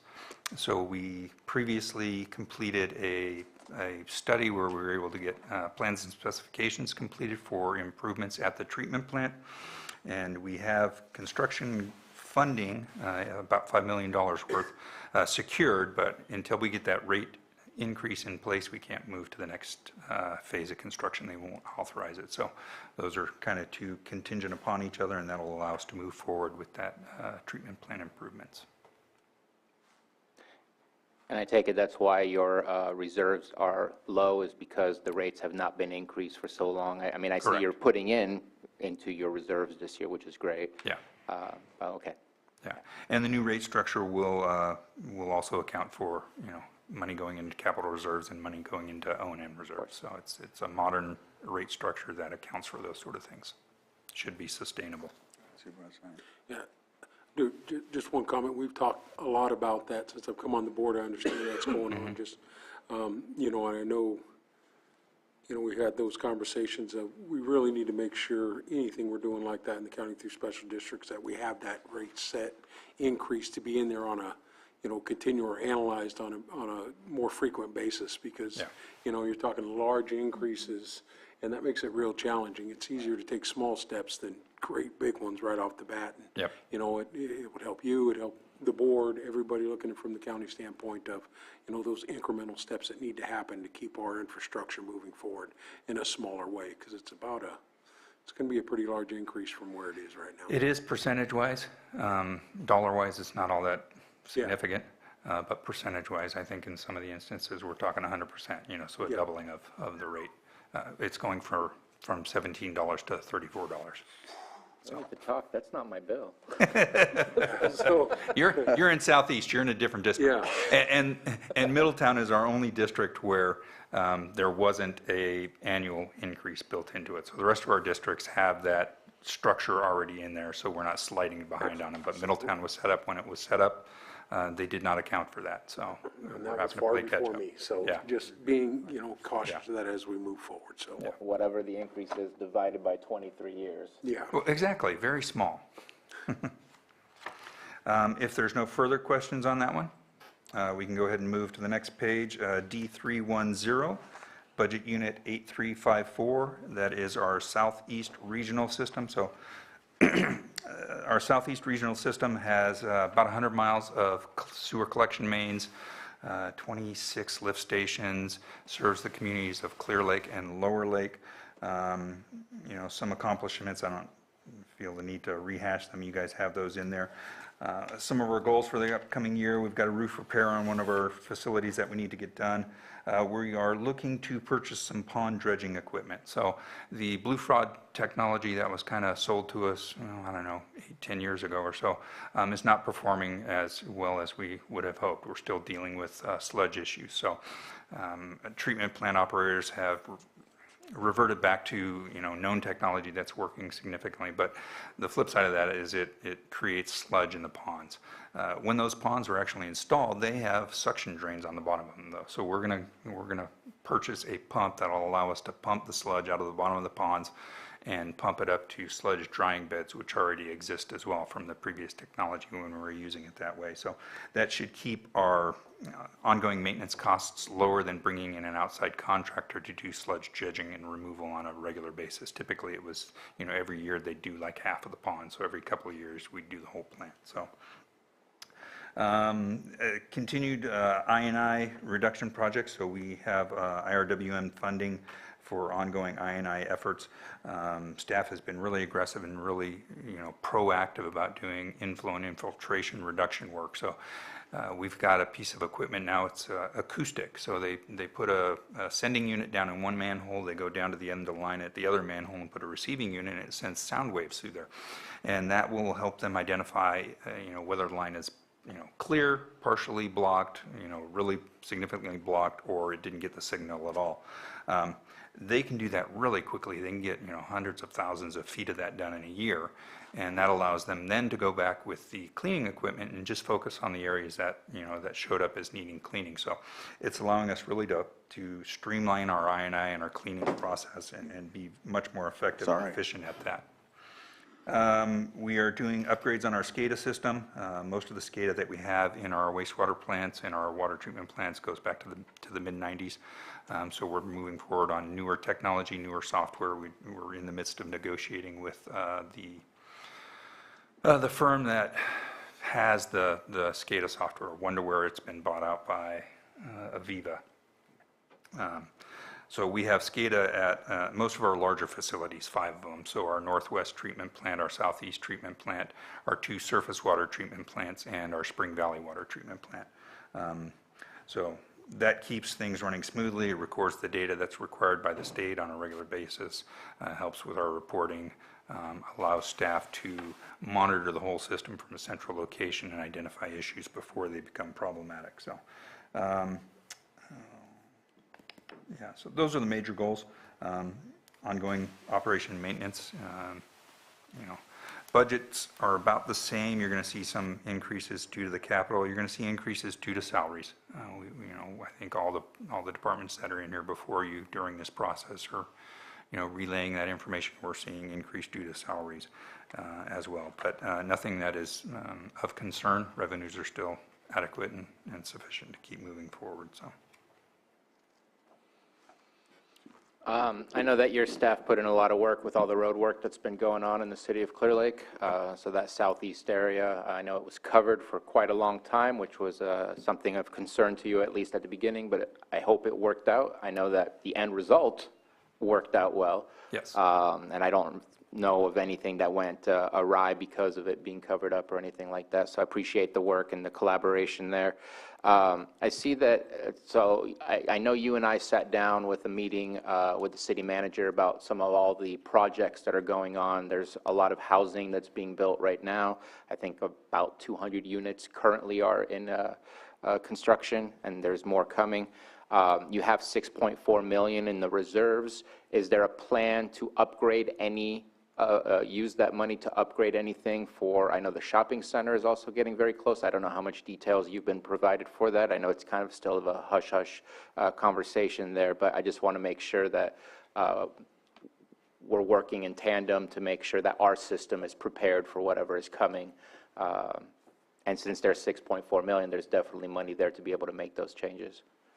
Yeah, we are. As you mentioned, lots of development in the city of Clear Lake, you know, within their own projects on the road projects, but also, you know, private developers working on various stuff. So, yeah, we're working with them on that.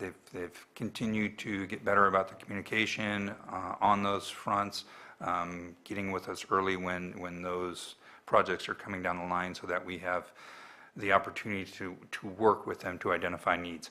You know, anything over, I believe it's 4 residential units is required to do a capacity analysis study, and so we've got a consultant who has run modeling on our system and has that available, so then the developer can coordinate and plug in their proposed project and see what those downstream impacts are. You know, some of it can be district's responsibility, but some of it is also developers' responsibility, and that's part of that capacity analysis. So if they're coming in with a proposed impact, mitigation measures should have them offsetting those impacts as well. So not all that reserve we would want to be spending on, you know, developer projects. That would be a private benefit for public funds. But we want to see that offset with the developers as well. But yeah, good communication.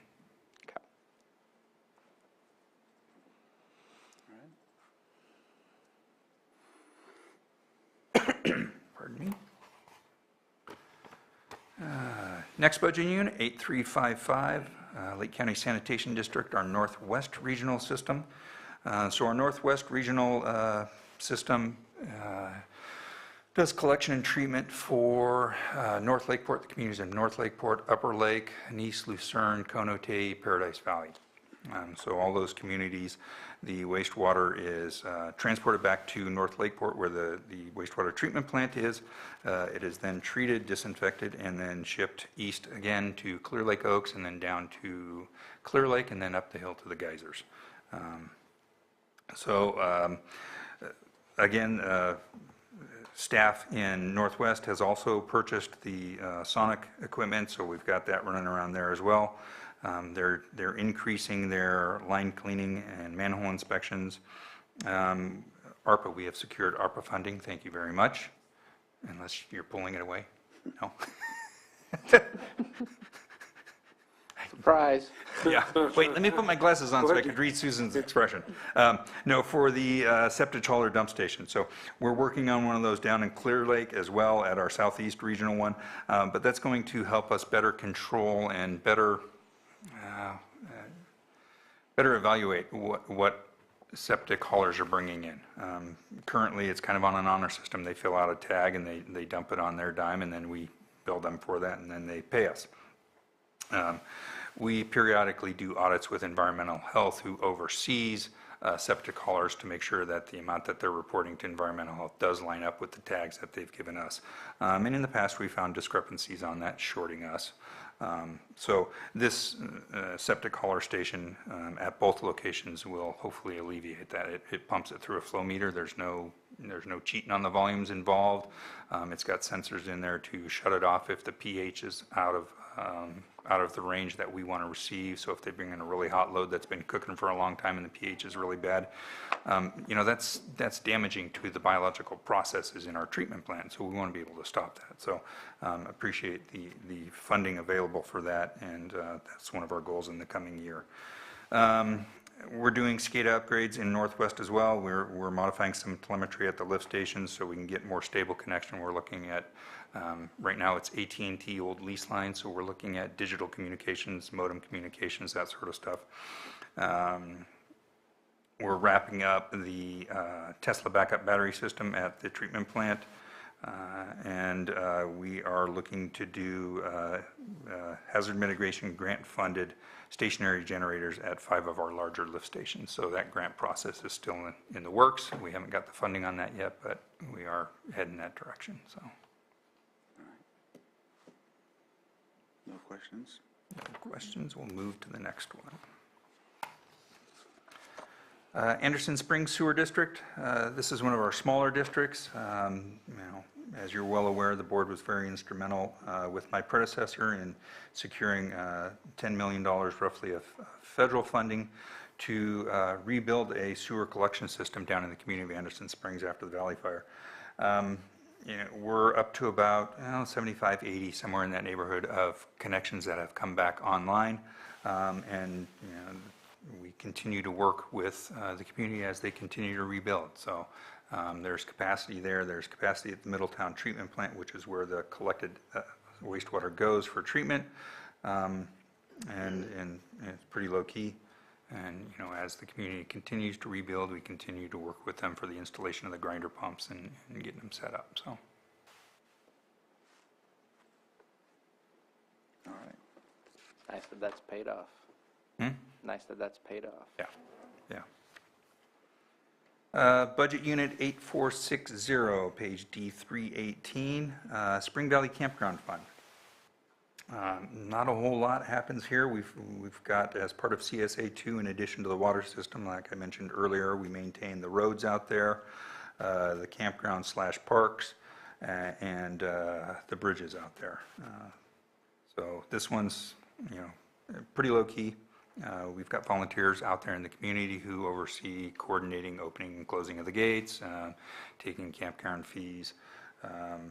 The revenue from this is a single-time billing, annually billing, once annual billing that goes out to all the property owners out there. And then they pay that once a year, and that provides them access for the park and the campground out there. We are looking for, part of the lake bed recovery project is going to have spoils disposal out in the campground area. That's kind of in the next budget unit, but it does coincide with this one. We're dealing with Army Corps engineers on that. We had a permit at one point in time that had lapsed and aged, and then we were assured that no, it's just a matter of simply, refreshing the permit. They've changed their position on that. Now they're requiring a bunch of other conditions, so we're working through that process on that project. But With the spoils, just when the EPA Superfund their presentation Tuesday, and then at the different Earth Town Hall, they discussed how the spoils could coincide, hopefully, with that. So just letting you know. yeah, and I've been in discussions, Carter Jessup, I believe, EPA, about when this project materializes, that if there's a way to coordinate the trucking and off haul, we'd be open to discussions for that cap that they're looking at over the Sulphur Bank mine. So. All right.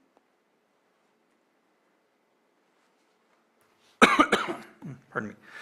Budget Unit 8462, CSA2, Spring Valley, page D320. Accomplishments in the previous year. Sorry. What? Express yourself freely. Yeah, no, that was just in general, and I'm only halfway through. That wasn't specifically related to this budget unit. I feel like I need to get you some coffee. No. So we're under contract for design on the lake bed recovery project. We were able to accomplish that in the previous fiscal year. We're working through that process. They have done aerial photography and ground proofed it as well, so they're working on the design of that. I did mention the issues we're having with the Army Corps engineer on this. My deputy, Scott Horning, has been working very closely with them. They are wanting to revisit the environmental. They're wanting an update of the archaeological stuff. They're wanting us to do archaeological surveys under the lake, of all places. I'm not quite sure how to get that performed, but we're working to try and figure out how we would comply with that request of theirs. We're still working with the State Water Board regarding a distribution pressure zone grant. That is getting really close to having a signed grant application or a signed funding agreement, is my understanding. So we've been working back and forth for a couple of years now on getting him information. We have secured approximately $800,000 for the installation of a well due to the emergency drought grant funding. That was actually, it's probably already done now. It was before the Planning Commission this morning. They were looking at the general plan conformity for the installation of the well out there. It's deemed categorically exempt due to the emergency nature of the project, but anytime you talk groundwater, especially in a drought, it is a contentious topic. So interested to see how the Planning Commission meeting went.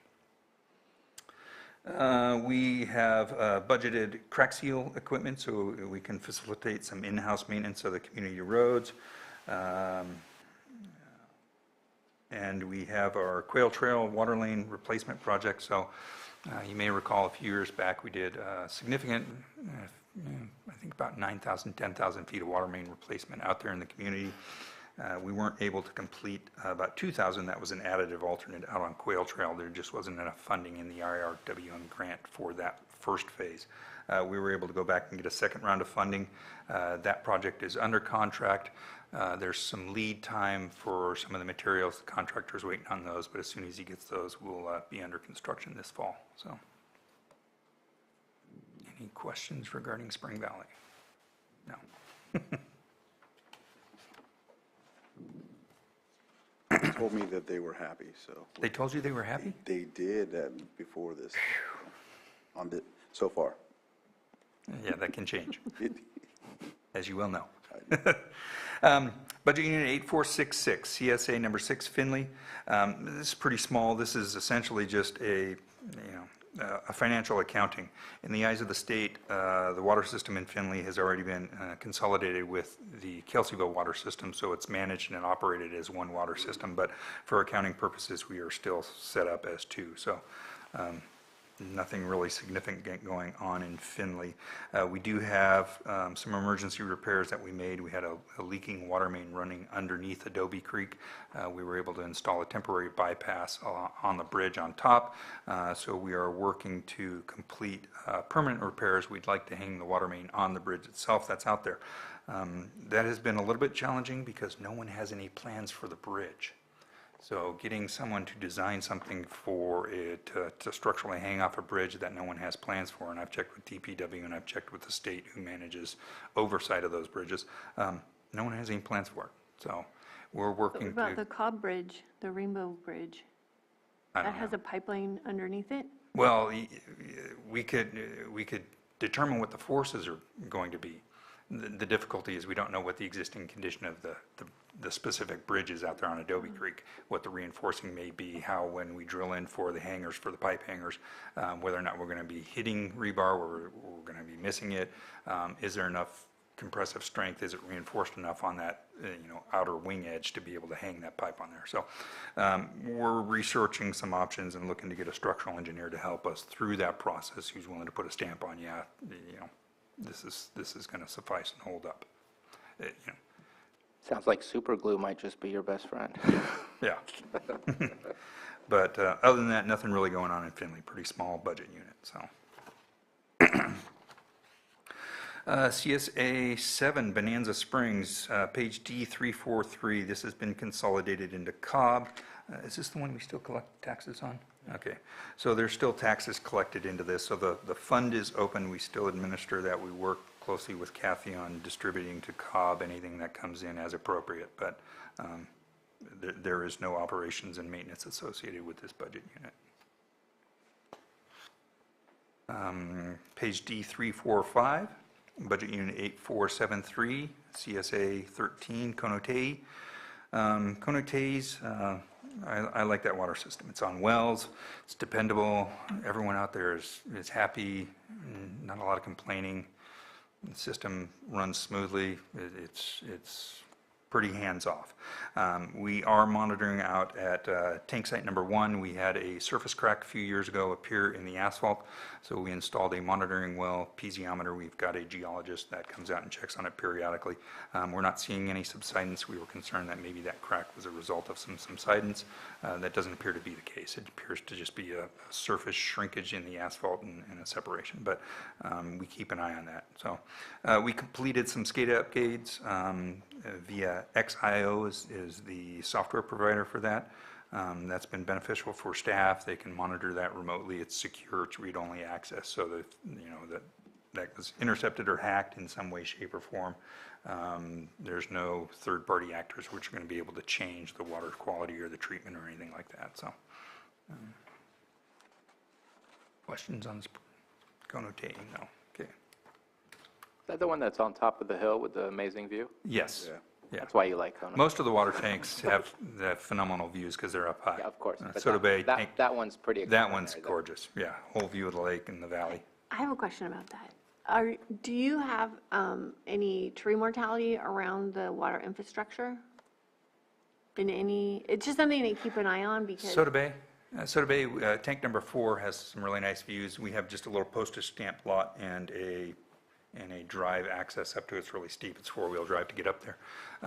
But there are issues with brush around tanks 3 and 4. And actually, Chief Ciancio on the North Shore had asked me if we had any issues with needing brush removal or anything like that, debris removal, because they've got the fuels reduction crew. So. Yeah, they can do the fuel reduction, but specifically tree mortality is allowed in the Disaster Act funding that we're working towards. So if that is something that is identified, we can fund it that way. Okay. And I'm not sure how we would tie that nexus back to the water system, but it's for. Is it just on the property? It's because for it's public water property? infrastructure and Okay. special districts.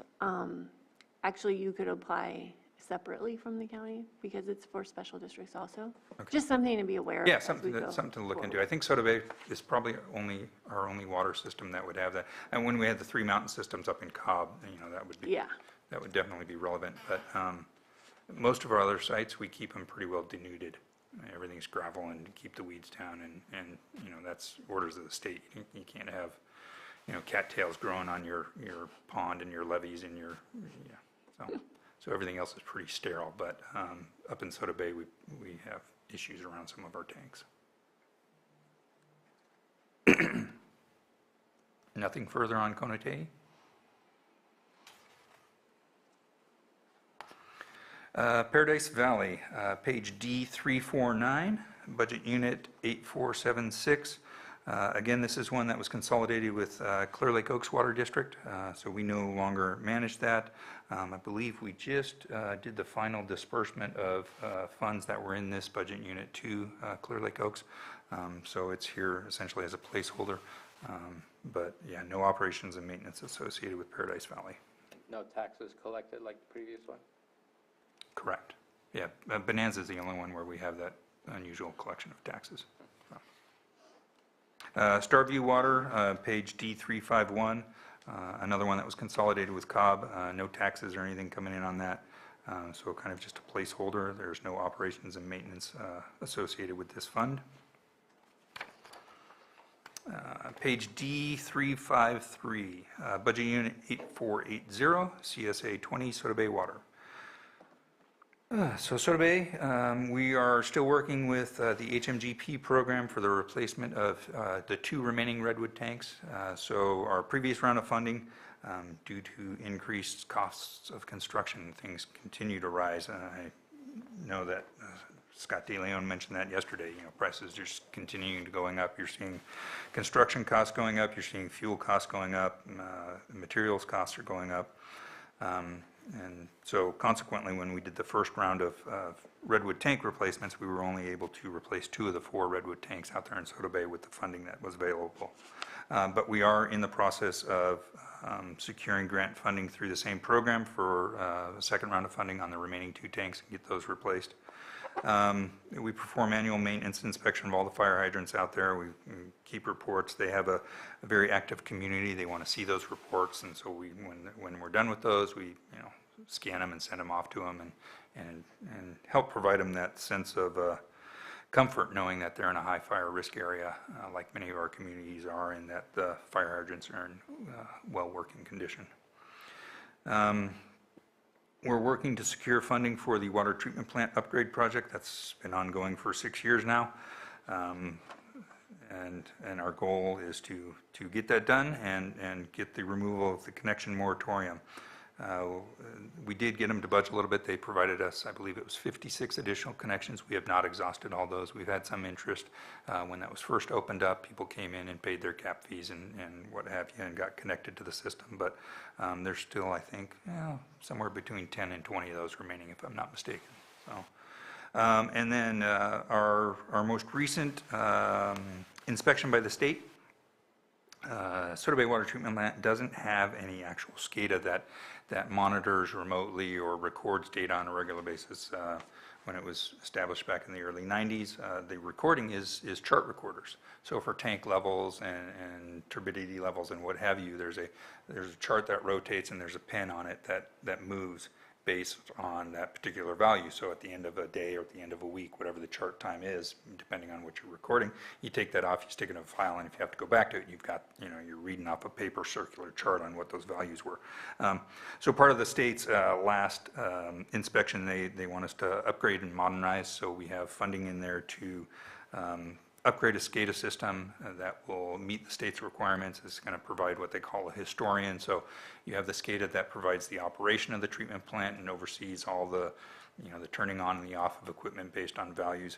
And then you have the historian, which records all the data that comes out of that. And so that's what the state's looking for is that more modern digital recording that we can then provide to them during our monthly reports. So, questions? Question, is the anticipation for the grant that you haven't been able to obtain, that you said you've been trying for years, is this why you have such a high potential for a revenue, but when we look at your actuals, it's like a whole different ballgame, almost $5 million lower? It's just shy of $5 million is what we're expecting for that grant, and we've been working with them on that for 6 years now. So December 2016, our application was deemed complete. And yeah, I'll bite my tongue and move on. Budget Unit 8481, North Lakeport, page D355. Last year we completed modifications to our intake structure, lowered it, allowed for more source water security. We were also successful in receiving a $1.5 million grant for drought-related improvements. Pardon me, to consist of drilling a well and extending our intake further out in the lake to help with that source water security and redundancy. If we get groundwater in addition to lake water, then we've got multiple sources. Makes the provision of water out there a lot more stable. Annual maintenance and inspection of the fire hydrants. We have we are aiming to complete the engineering and permitting for that intake extension and complete location and construction of our new well for source water. So. And same thing with that one, there's anticipation of grant funding in the revenues? Correct, yeah. Okay. And of our 5 water systems, this one has been the most challenging and the most impacted by the drought. Soda Bay, the lake is low, but the intake is 10 feet lower in Soda Bay, much deeper area. In North Lakeport, we have about 3.5 feet of water above the intake currently. So, and especially now. Raw water quality, even though we've gotten some rain, is still pretty atrocious. So, yeah. Excuse me. Budget Unit 8482, Mount Hannah Water, another one that was consolidated with Cobb, so no ongoing operations and maintenance activities associated with that. On to page D359, Budget Unit 8593, Kelseyville Waterworks District Number 3. So Kelseyville Waterworks District is a water and wastewater district. It's independent from Lake Osan or Lake County Sanitation District. And it's not a set up as a CSA, community service area. It's set up as a waterworks district. So slightly different political format. slightly different little makeup, but overall it's operations and maintenance of wastewater and water facilities out there in the community of Kelseyville. So we have secured IRWM funding for inflow and infiltration reduction, slip lining repairs. Initially, they were just looking at doing that in Clear Lake as part of the I&I reduction. We worked with the grant manager on that, the program coordinator, DWR, and they've agreed to expand that because we have a need in Kelseyville. So we're looking to do some I&I slip lining in Kelseyville as well. We are under contract, I believe, for the construction of the Live Oak Water Drive line replacement. So we've got some IRWM funding to do water line replacement out there on Live Oak Drive. Some of the system out there in Kelseyville dates to the early 60s.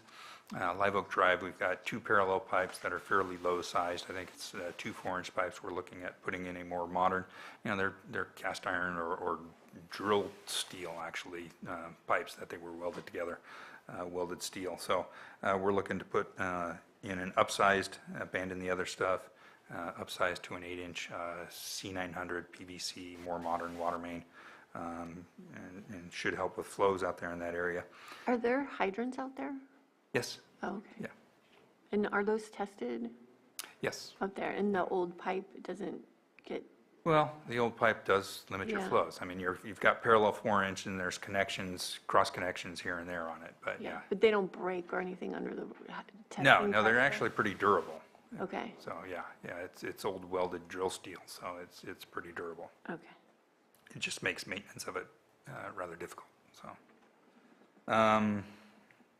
What else? Design and complete construction of the water main repair project at the Adobe Creek crossing. So that's kind of our other big goal, is to get the permanent repairs done for that, that creek crossing at Adobe Creek. And that's the area that you're looking at for tertiary treatment to Yes, essentially correct. be at? So there's funding in the budget for tertiary treatment. Tertiary treatment at the northwest, southeast, or Middletown. The Calpine, our partners up on the hill, NCPA and Calpine, have exclusive rights to that effluent. We are under no mandate by the state to increase to tertiary.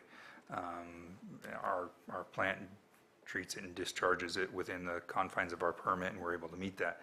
Calpine is interested in doing tertiary up on that effluent stream to provide them more flexibility on their operations up on the hill. Having us do it and them being the beneficiary of it doesn't make a lot of sense. But in Kelseyville, tertiary treatment would be very beneficial. We have limited disposal capacity. We're not under any moratorium out there in Kelseyville currently. The growth rate is pretty small, but we know that if large growth was to happen out there, or if we were to promote expansion out there in the community, the constraining factor would be the disposal of our treated effluent. So tertiary would open up disposal options for us out there as Kelseyville as well. So that would, provide options for us. Tertiary is also included in the full circle concept, which, we have secured the funding from, well, we haven't secured the funding. We've secured the right to now apply for the funding when EPA finally gets their portal up through Congressman Thompson's community grant to, refresh the preliminary design report that's associated with the Full Circle project. That project had tertiary in it as well, but analyzing tertiary outside of that for this wastewater system will provide some options for our effluent and options for potential growth out there in the community as well. And I'll just say it, in the conversations we've had, I know that there is agreements with Calpine that will be reviewed and coming back to us sometime in 2025. And I think that looking at tertiary for the other plants, maybe it's not a benefit to them, but it can be a benefit to us, whether it's used for irrigation purposes, whether it's used to, in these drought situations, which will come back once we're done with this one, and who knows if it'll be worse, but having those type of facilities will allow us much greater flexibility on how we deal with the drought. Yeah. So I think conversations to be had in the future. Agreed. Yeah, and those that agreement as well as the agreement with Yolo County Flood Control District for the supplementary water that goes to the geysers through our wastewater system. Those discussions are already underway. We're not going to be waiting until 2025 to get that agreement back to you, because all parties involved want, before it gets too close to the expiration of that agreement, we want to work out the details and where we're going. So I would assume that, we'll likely be taking the supervisors on tours of the current effluent system. So starting up at Northwest, taking you guys on a tour to familiarize you with that system that's in place that conveys that treated wastewater all the way from North Lakeport all the way around the lake up to the geysers. It's just a primer for you as we start beginning those negotiations and bring that up. So my intent was to connect with each of you over this winter and into the spring and give you a tour of that system, and then we'll be coming to you with discussions and getting those negotiations going. So.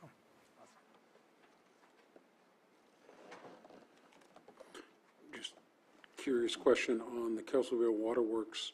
When you said it's not a CSA, is there a difference, or is there a positive, a pro, or a con? Just a question. There's not a difference in how we operate and maintain it. Legally, there's a difference, but it's transparent to us. Kathy, you want to speak to that? No? All right, just had that question. I can look into that. I'll reach out to John Benoit at LAFCO and find out what the distinctions are between them and what that means for us. But our operations of it, from an O&M standpoint, it's transparent. It's just a different way to have the district formed. Last budget unit, 362, page D362, budget unit 8695, Special Districts Administration. So this budget unit provides for the staffing of our administration as well as the field staff that covers the operation of the variety of water, wastewater facilities that we maintain on an ongoing basis. So we had 47. With this budget, we're requesting 2 additional utility worker positions for a staffed total of 49. 1 additional utility worker in our northwest area and 1 in our southeast area to help with the ongoing operation and maintenance that is within each of those areas. Our mission includes provision of high-quality customer service, protection of the environment, support for local economic development within community infrastructure, maintain the safe collection, transfer, and treatment of wastewater, and promote awareness, protection, and conservation of our natural resources and environment. We oversee 27 technically, 23 active budget units. We are on call. We work 24/7, 365 days a year. Can't say it enough. I really appreciate the field staff we have. They are really great. They are out there in the midst of the storms. They're first responders, just like anyone else. If infrastructure goes down, if there's storms, if there's floods, if there's fires, our staff is out there responding, ensuring that we're protecting the environment via, preventing sewer spills, or we're providing for those services even through the midst of whatever natural disaster we're encountering. We transferred our phones to county VoIP phones, so we're now on the VoIP phone system, which is great until our connection to the courthouse goes down. So one of our goals for this year, we've been working on it for a bit, but our fiber optic cable was trenched through 2 years ago, I think, maybe 3 years ago. But the comment period for the environmental review for that particular project actually completed yesterday, if I'm not mistaken. So we'll be working to get our contractor out in Museum Park here, and they'll be doing some directional drilling to connect from the pool boxes that are on this side of Museum Park over to some pool boxes that are on Main Street, and then we're going to utilize the pool boxes that are already there that the city of Lakeport is using for their streetlight system. They have a couple of extra conduits in there. We're going to pull our fiber optic cable through that, bring it into our building, and get hooked back up. So currently we're on a short distance microwave from the roof over to our facilities, and that causes problems occasionally, especially with CAMS, who's a large, heavy database program. Sometimes that's frustrating for our staff over there when the connection glitches and then, But, so we're looking forward to getting that done, and that should be starting soon. As I mentioned earlier, we've received confirmation of the congressional funding for the Full Circle project. When we have the green light from EPA, they have their portal up, we'll go ahead and go through the actual project application process, essentially rehashing and entering the data that we've already provided through our preliminary process into now the funding process. We continue to pursue various grants. I've got a full-time grant manager who also looks for grants. Very active. That's been extremely helpful. We're in a economically disadvantaged area. Our customers could not pay for all the needed infrastructure improvements on their dime if we were not able to secure the millions of dollars of grant funding that we get.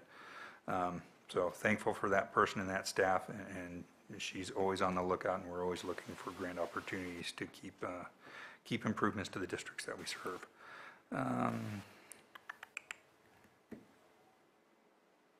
I guess that's it. Questions? Questions? I'm just looking at something real quick.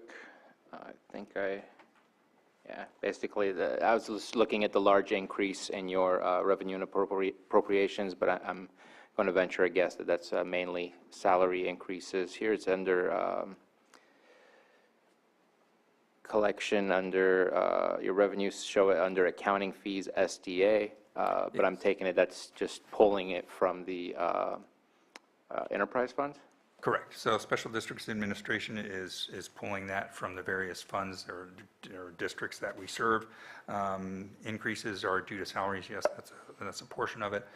Courthouse overhead has gone up, and that's reflective because our administration goes up, and then the prorated share that we pay the courthouse for the courthouse overhead, IT, admin, all those other services, that has increased. So those combined has resulted in the increases that you're seeing.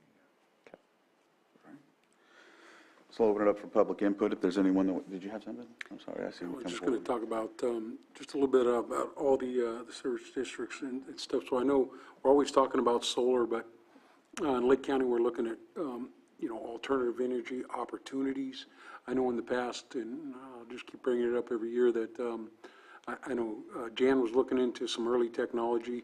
We move a lot of water in Lake County all around there. If there's any opportunities to look, maybe through train, or we're looking at these energy opportunities of having turbines inside the water lines as we're doing that, just continuing those conversations to look at it. I think there's, opportunities that may be there.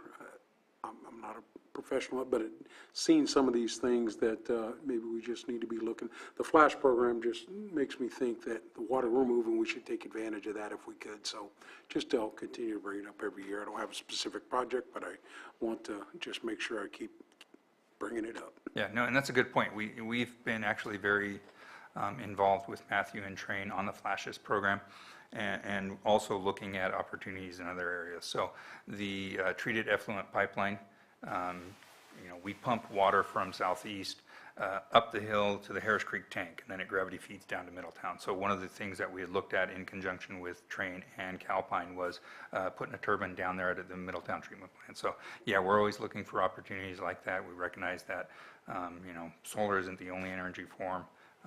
What other ways can we generate energy? We were in discussions early on with the Scotts Valley Tribe on the biochar projects they were doing. And they were, initially had contacted us possibly to locate it at one of our treatment plants and partner with them there.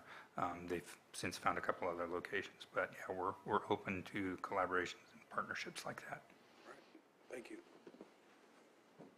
All right, open it up to the public. Not seeing any hands up, so I'll bring it back to the board for, we got another question. And just the last thing, I'm going to get with you just to better understand. I see we have quite a large reserve for the southeast, and in comparison to what's collected, it seems to be close to either 100% or over, but then at the same time, you're saying there's 100 miles worth, and so obviously if there's a catastrophic issue, the $6 million can go real fast, but I also know that you and your department seem to have great skill sets in obtaining grants for a lot of these things. Now, of course, it takes time, but just to better understand what's being collected, what is the expectation of why it's collected, just so that I can also provide that information to people asking me. So I'm going to be contacting you just to get a better understanding of why we're collecting and how much we're collecting and what for. Sure, yeah. Other than that, Mr. Chair, I move to approve budget units 8210 through 8219, 8461, 8351 through 8356, 8460, 8462, 8466, 8467, 8473, 8476, 8478, 8480 through 8482, 8593, and 8695 as presented. Second. I have a motion and a second. All in favor?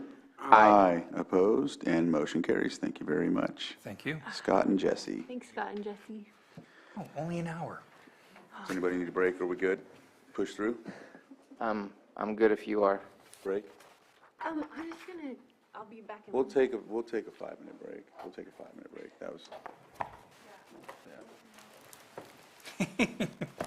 Could have used the hair. Once you're done talking. Yeah, yeah. his was pretty long, so we'll take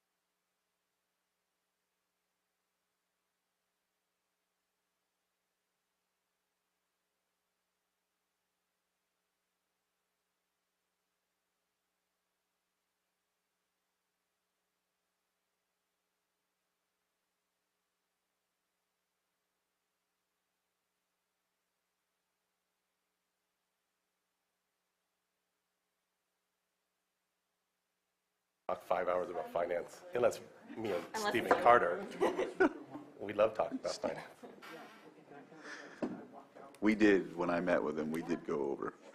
Well, you guys have all had meetings with me, and I go for 2 hours talking about finance. Well, I and don't there's so many miss a beat. spores in At the end, I'm like, do you guys want to go longer? I'll go another 2 more hours. All right, we're back. Welcome back for the budget hearings. We are now going to move forward. I'll give the floor to Stephen. All right, next up will be the assessor recorder with the assessor's budget, Unit 1123, found on page D22, and they are requesting appropriations of $1,595,505, and I'll turn it over to Mr. Ford. Perfect. I think I'll start with a quick overview of all my departments. Overview of the department is basically the assessor is responsible for the valuation of all properties within the county jurisdiction. That's basically our job. We close the tax roll related to that. Just as a little blip, we just closed historically probably the largest tax roll that Lake County has ever had, at least to the best of my knowledge, which was about $9 billion. A lot of that was catch up on operations, which was, that funds most of what we're talking about today. And on the recorder side, we record legal documents. Most of the legal documents are basically pertain to the economy at large.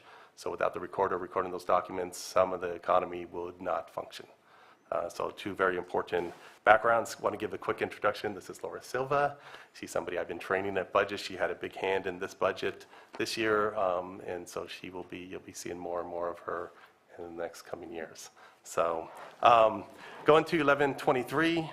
Talking about some of the good stuff we've done. Prop 8s have reduced further. They're now right around $4,000 or 4,000 units left. And we started basically audits that are required by law. We started those. They haven't been done in about 10 plus years. We started them this year, sent them out to business owners. That is required every single year. We have to do a certain percentage of that based on our volume. We have sent those out. We have almost completed with the first set, and we're ready to do the second set that is required every single year. So you said Prop 8, there's 4,000 left? Yes, so when I originally started, we had 10,800 approximately, and that was pretty much carryover from, call it the Great Recession. Okay. When Prop 8s, the way Prop 8s function is basically it's a temporary reduction of valuation. So at the Great Recession, everything was temporarily deducted or reduction of it. Yes, I can't speak this morning. So those values were reduction of those. We had 10,008 of those. Over my time, we have chipped away at that either through basically just sales, organically, there's some selling, and so they basically get off the roll as a Prop 8, and they're now down to 4,000. Every year they will probably reduce. We will be working every single year on getting them further reduced. Now, if we hit a recession and values come back down, then they will maintain that Prop 8. So how long, what's your projection of getting through that? Some of those, and let me explain some of that 4,000. Some of that 4,000 will never come off because just the nature of the markets. Let's run through an example. Somebody bought a piece of property in our county, didn't really know our county very well. They just did it from afar. They bought the property. They bought it way over market. Just it happens. They've got to have a reduction, a Prop 8 reduction. They will never get that reduction unless something really, really substantially changes. And of that number, we estimate it to be, 2,000 to 3,000 of that 4,000. So we technically have probably about 1,000 left of ones that can actually move. That's our estimate. We won't know until we get to that point. And we are working on that every day, basically. So how long it'll take us, we have other projects we're working on with the permits, which is our last biggest bucket to work on, and they work on simultaneously. How long that takes to get done, I would say probably a year or 2. And the backlog for the permits is? The backlog for the permits happen every single day, right? So everybody does some form of a permit. They put a gazebo up, they put a pergola, concrete work, et cetera, right? And so that continues to increase. We process that as best as we can. So some of that is backlog and some of that's just normal course of business. We are working on that. That is going to go very slow, to be honest, because you have to go out to the property. It's the first touch of the property, especially when it comes to single-family homes. So you have to go out there the first time, you have to measure it, you have to take pictures, you have to establish the initial, basically, file for that property. Because now it used to be a piece of land, now it has a house. So that will be a slow process, that will take years. So of the permits that haven't been assessed, how far back do they go? They go back, some of them state when I started, so years, but we've caught up on some. I would say probably maximum is probably 5 years. Okay, so we're in a 5-year, Yeah, yeah. we're not 10, 15 years. No, no. And in the churn of it, you have a smaller portion that is single-family homes, which is the biggest amount of, Right. money, and the thing that's going to be more permanent. And then you have a substantial, portion that is going to be concrete work, gazebos, pergola, those type of scenarios, patio. Those are just ones that we have to go in on a regular basis, clear out, but that's a big chunk of that 4,000 volume. So, and I can get you more details if you want, but that's kind of generalized. Yeah, I'm just curious because it's tough to get a 5-year supplemental bill. Mm-hmm. That hurts. It is, and our supplemental bills have reduced substantially since I took over, because I personally can't stand escapes. That's exactly what you're talking about. And escapes, we can go back 4 years unless there's some other qualifiers, but basically 4 years the marker. So we can go back up to 4 years for some of those. And yes, it hurts, and that's one of the reasons why we have focused on a lot of these. Prop 8s, some of these other ones also had the escapes attached to them, some of the other buckets I inherited. Most of those have been reduced, and this is the last one. And we try to focus on the single-family homes first, because of course, if you get a supplemental on a $250,000 house, it's a much bigger supplemental if you go back 4 years. If it's on a patio, it's much smaller. So we try and focus as best we can on the priority of trying to reduce that hurt, I guess you would describe it as, or financial obligation at that point. And we're going as fast as we can, is pretty what the answer is. Okay. Does that help? I'd like to continue from that conversation. I know there's been conversations before in the past about looking at a contractor or a consulting agency to be able to help out with those, and I'd like to re-review that because of the fact that that's money right now that we're not putting into our budget, and that we're missing out on services rendered or projects that we're able to do. And so obviously, and you know this, the sooner we're able to catch up, which is what you're working on, the better. But if it's going to take years, and I'm guessing 3 to 5 years for everything that's there, and that's not including any of the other stuff that's coming up right now, hopefully we're able to keep that up to date as well. It's just, it would be nice to raise that funding revenue as close to the right amount as possible, so then there are no surprises for those who get a multi-year. So I know there's some complications with that, but I'd love to re-review that and bring it back to the board for discussion and seeing if we can, what are the benefits, what are the pros and cons? Yeah, and so let me speak to that just at least for a few seconds. And that comes up, honestly, almost every single year, that same topic. It's come up almost ever since I started. The problem you have with it is the state certifications for the appraisers has to be done through testing, and that certification has to be there. So there's not really outside agencies that hold that certification that can come in and do it. If there was, because I've investigated multiple times across the 58 counties to see if anybody's using anything like that. And there's no agencies out there that have the certification that can use it. Partly because the way the regulations are set up is you have to work at an assessor's office to keep your certification current. So it's kind of... And maybe it's just working with another assessor's office from another county who might have the capacity to come over to Lake County. We've looked at some of that also in earlier years, and to be perfectly honest, at least on the earlier years when we looked, they didn't have a lot of capacity. They were in a lot of the same boat we were, partly because of the timing. Now we might have a little bit more go, and I'm going to an annual conference in about a month and a half. I can bring that up to the round table at that point and see if anybody has any other ideas on it. But that's the investigation I've had in the past, and we can definitely follow through with further conversation on that. Because, yeah, if that happened and that was there, that'd be easy. Our way of handling it is we're going to come up with the system we've already started to try and streamline the smallers, the pergolas, the concrete work, all of that stuff. If we can clear that out faster on a regular basis, set up a protocol for that to get that through, that will enable us to spend more time on the houses, which is the big, the big number.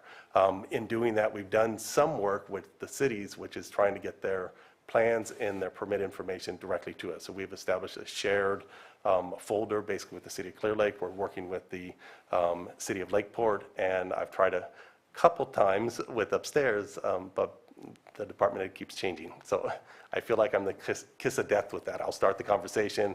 It feels like within 6 months, the department head's moved on. So I'm hoping to reestablish that, because that will speed our processing faster, because we get paper files as far as plans from these agencies, and literally they take up a whole cubicle for us downstairs. We go through, we map them out for property tax purposes, and then they go back to the agency. What we've established was Clear Lake eliminates some of that back and forth with paper. And the goal eventually is that they will scan, the agencies will scan it. We'll be eliminating one complete step in our processing, which is apexing the actual property. So we've already started that, and we're at the step with Lakeport in discussion. They agree with it. They just don't have their stuff ready yet, but we're closer, and then we'll be making the discussion again upstairs. And I appreciate that's happened over the course of the past year. I know that's something that's enhanced the relationship, at least between the two. Yep, I think it's definitely a positive. So going back to the numbers, some of the key pieces, if you look in 2380, we did have a grant across the state. 2380. 2380 professional fees. Sorry, I'm calling out the... the specific line item. Yeah, I guess that's how I think about it. We did have grant money in years past. I think we've talked about it in prior budgets.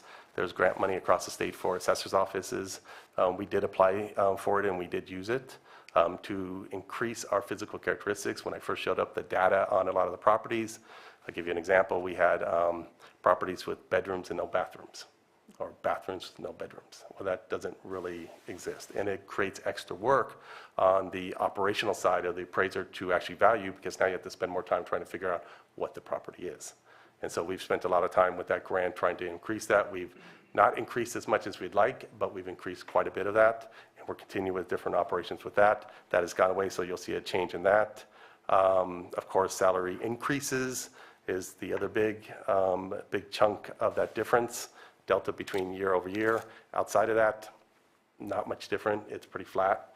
We do have 4 vacancies, 3 regular appraisers and 1 auditor appraiser. We have different internal kind of plans for that. The auditor appraiser, I have somebody getting ready to take the auditor appraiser exam. There's 2 ways to become an auditor appraiser, which is basically an accounting position in the assessor's office. You either have to have a 4-year degree or close enough with units, or you have to take a statewide exam. The person I'm preparing doesn't have a 4-year degree as far as an accounting degree, but is being prepared for the exam. I've already had somebody take it in my office, and that's what we're achieving. So that auditor appraiser is kind of held out for her, and the appraiser, as of yesterday, one of them is my Eric Olson, which is going to be my supervisor who's going to move over as an appraiser. I'll have 2 left over, but then I'll have the supervisor DAR on the recorders open. I actually will be handling and preparing some staff for that, applying for that in the future. I will take that over for about 6 months ish in preparation for that, because some of them don't have enough time possibly to get through the description of it. Supervisor Simon, you have your pen up. Sure. We've talked about some modernization that you're planning on doing with the plans and other things. Just, want to make sure, I know, as you said, there's 4,000 homes that need to be going out and looked at. Yeah. Just keeping out, any artificial intelligence or any type of opportunity there. Yeah. Just to advance, because, with 3D imaging and all this other stuff that's going on, just want to push technology advances that are out there each year. It's improving, just to cut down the time on it would take to physically go out, because I really appreciated the opportunities when I came on as the board to go to every department, understand everything that's going on throughout the builds, and understanding what needs to be done physically. So just looking at those technology advances, I don't have anything specific, but artificial intelligence come along more and more with 3D imaging and drones and all this other stuff. So we have implemented since I got there. We've done a couple things along that side, which is Parcel Quest. We had an original Parcel Quest with a certain version of Parcel Quest. Parcel Quest is basically has access to the public, but also is used by our department. And it basically is kind of what you're talking about. It's more aerial, as well as we have Google Earth. But the aerial and Parcel Quest allows you to have additional information. So we upgraded our Parcel Quest so that we could use it more fully. So we've been doing that now for years. On top of it, when we've done our scanning documents, we had choices to scan it, but we did this many years ago, almost about 7 or 8 years ago. When we moved towards our scanning capabilities on the recorder side, because we were required to scan and bring it into the index, we moved into OCR.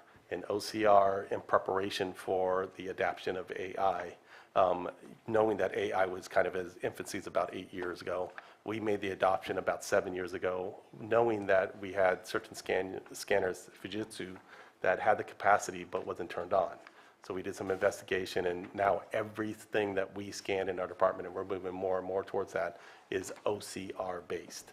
And so everything has the, the ability to, when AI catches up, some of these capacities and some of these technologies are starting to catch up, the OCR will then be an open file to be ready to, basically accept that ability for AI against it. So we didn't, because you have two, to explain, you have two choices. You have a flash file, which is basically just like an image, a photo per se, right?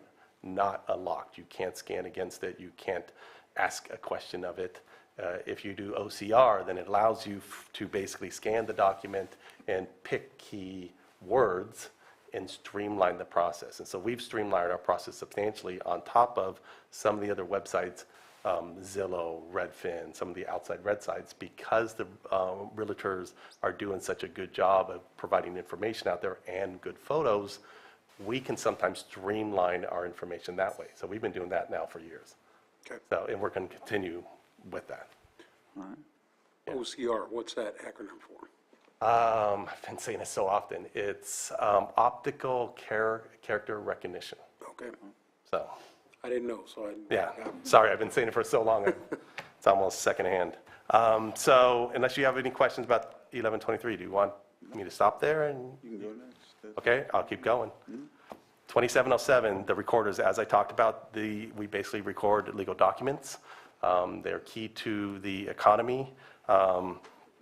We basically, as you can see, we've been cross-training. We have a substantial amount of new employees there. We are fully staffed on this side.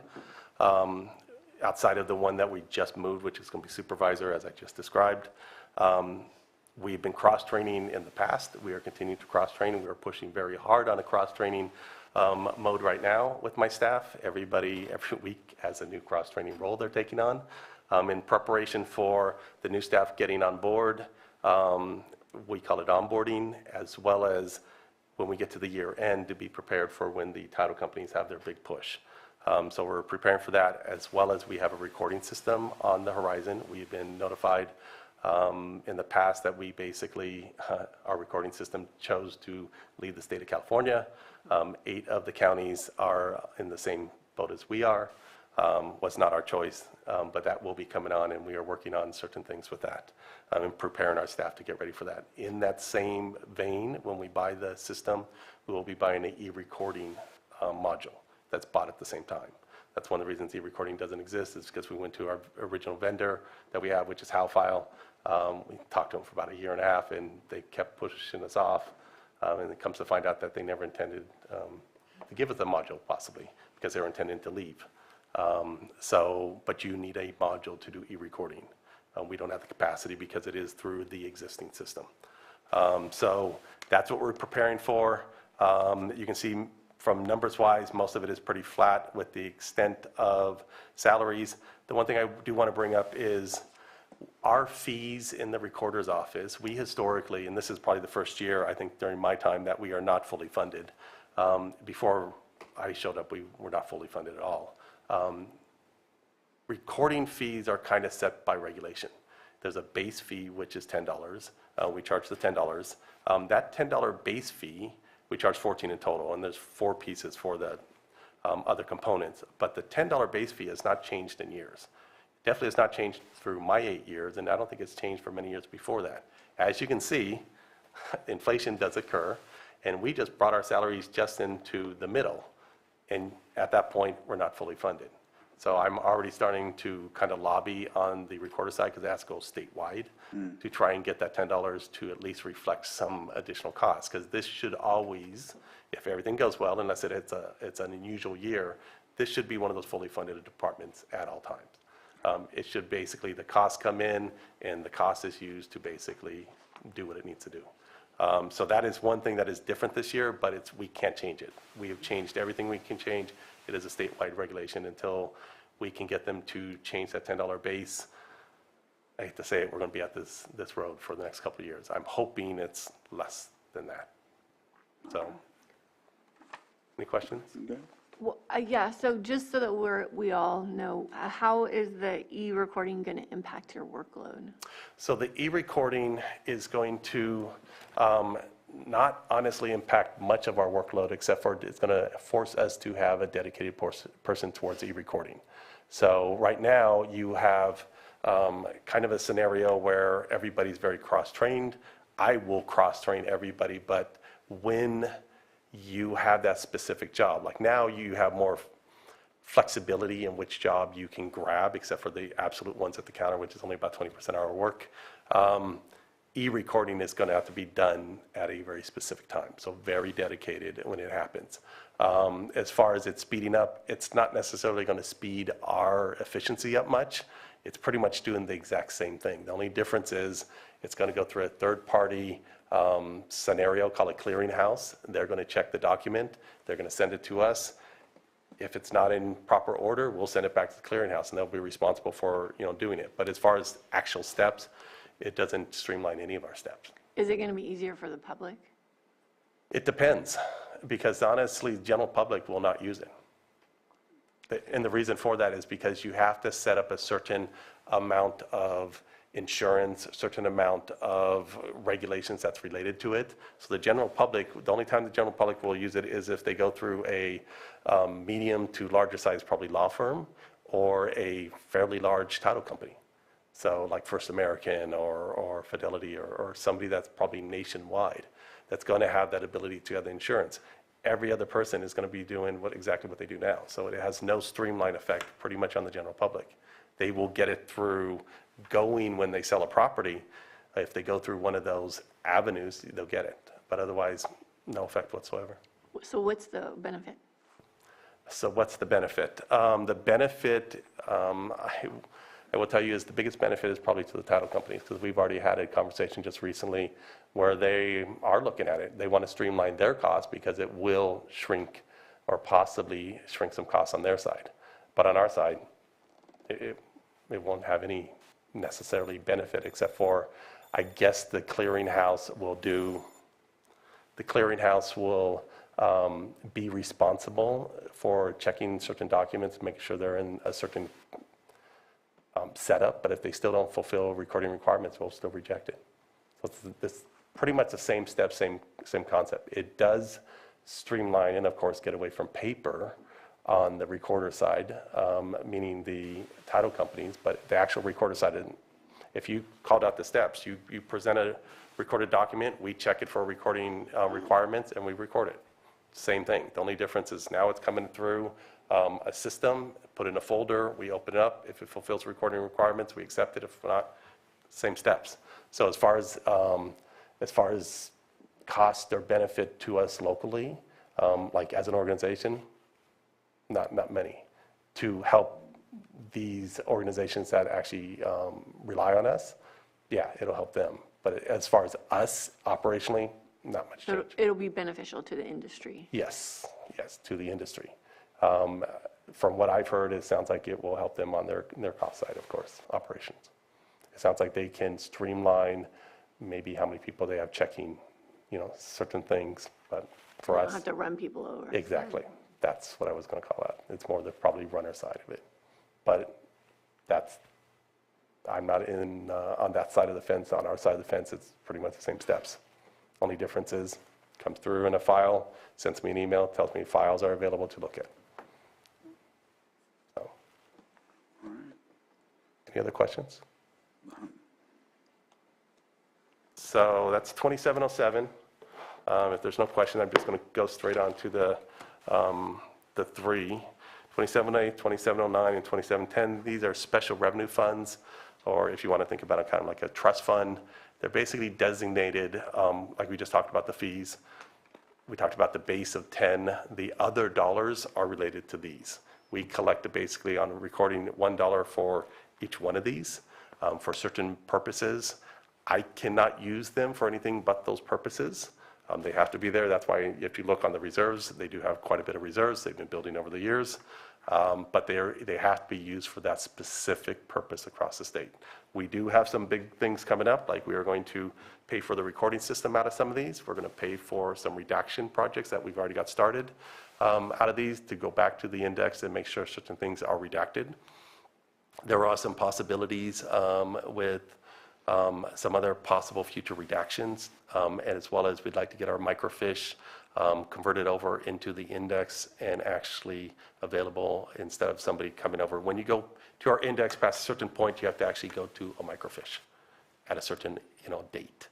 We'd like to actually eventually get that. We do have that on top of maintaining and making sure the historical documents are protected, not just protected looking nice in a nice binded book. When I first got here, a lot of the books, some of the books were rebinded and some of them were not, and so we finished a lot of that. But the pages need to be deacidified and in some cases sealed, so that they exist for perpetuity, because they're available to the public, and so like anybody, you have acid in your fingertips.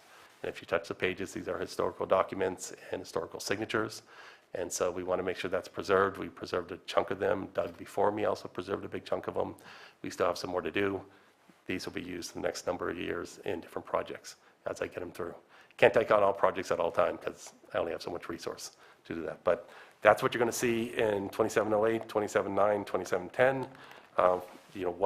Ones that are related to micrographics, ones related to modernization, and ones that are related to health and vitals. Health and vitals, the one project we put money in for, but we'd like to get it done. We're not positive we can get it done this year because of the other two projects, as far as just time and energy, is we'd like to scan all the vitals into the system. Right now, they are all paper, and we'd like to get all those scanned in so that basically, number one, it'll create the paper as a secondary, possibly able to move to a storage to just reference when the actual scan is not good enough, but we can index it, and so that at the counter, it can be streamlined a lot faster. That's what we're working on. So that's the highlights of all 5. I didn't get it down to 2 minutes, but I tried. Any questions? Go ahead. My only question, and I think you basically answered it, but I guess my question is timing. I see that you aim high for expending the micrographics, modernization, vitals, and health stat stuff to be completed, but on an annual basis, what you're aiming for and what you actually do is quite contrary and very different. Is there a timeline to use those funds? Is there a deadline to use those funds? Some of these, no. Those are basically special revenue funds. They're set aside and basically they're available to use when needed. In this case, we are closer on, especially the 160 and the 150 or the 250 that you see, we're closer on both of those. We've already got the U.S. Imaging contract through. We have already sent our first packet over there for testing. That just happened last week. And we're working back and forth with our existing recording system because they have to write a program to get it back into the system. So that is already started. The money, we hope, will be finished before the end of this fiscal year. It's already started, so we anticipate it. The 250, we also anticipate the same. We're basically at contract level, going back and forth to try and establish contract of the recording system. And then we're just going to be on a timeline of when they're implementing. We've got 8 counties across the state that are affected by this change of this HAL file system that they decided to leave the state. So we're just going to be a little bit at the mercy of whatever the vendor, how fast they can do it. Really, they have to implement systems through 8. That's quite a bit. So hopefully, but that's on those 2, which is the biggest amount of money. The one I think would be a little bit more gray as far as going to get it done is the vitals. I'm not positive I'm not going to have enough resources. If I can get the other 2 done, they're going to take a lot of resources. Can I get the vitals done too? I don't know. It's an honest answer, but I will. If I don't get it done this year, you'll see it next year. So you make a note and we can just get to that point and be like, you're last year. All right. Yeah. Thank you. We'll open it up to the public to see if there's any questions from anyone on Zoom. Not seeing any, I'll bring it back to the board for action. Mr. Chair, I move to approve budget units 1123, 2707 through 2710 as presented. Second. I have a motion and a second. All in favor? Aye. Opposed? And motion carries. Thank you very much for that budget presentation. Thanks, guys. Congratulations on your reelection. Thank you. I appreciate it. All right.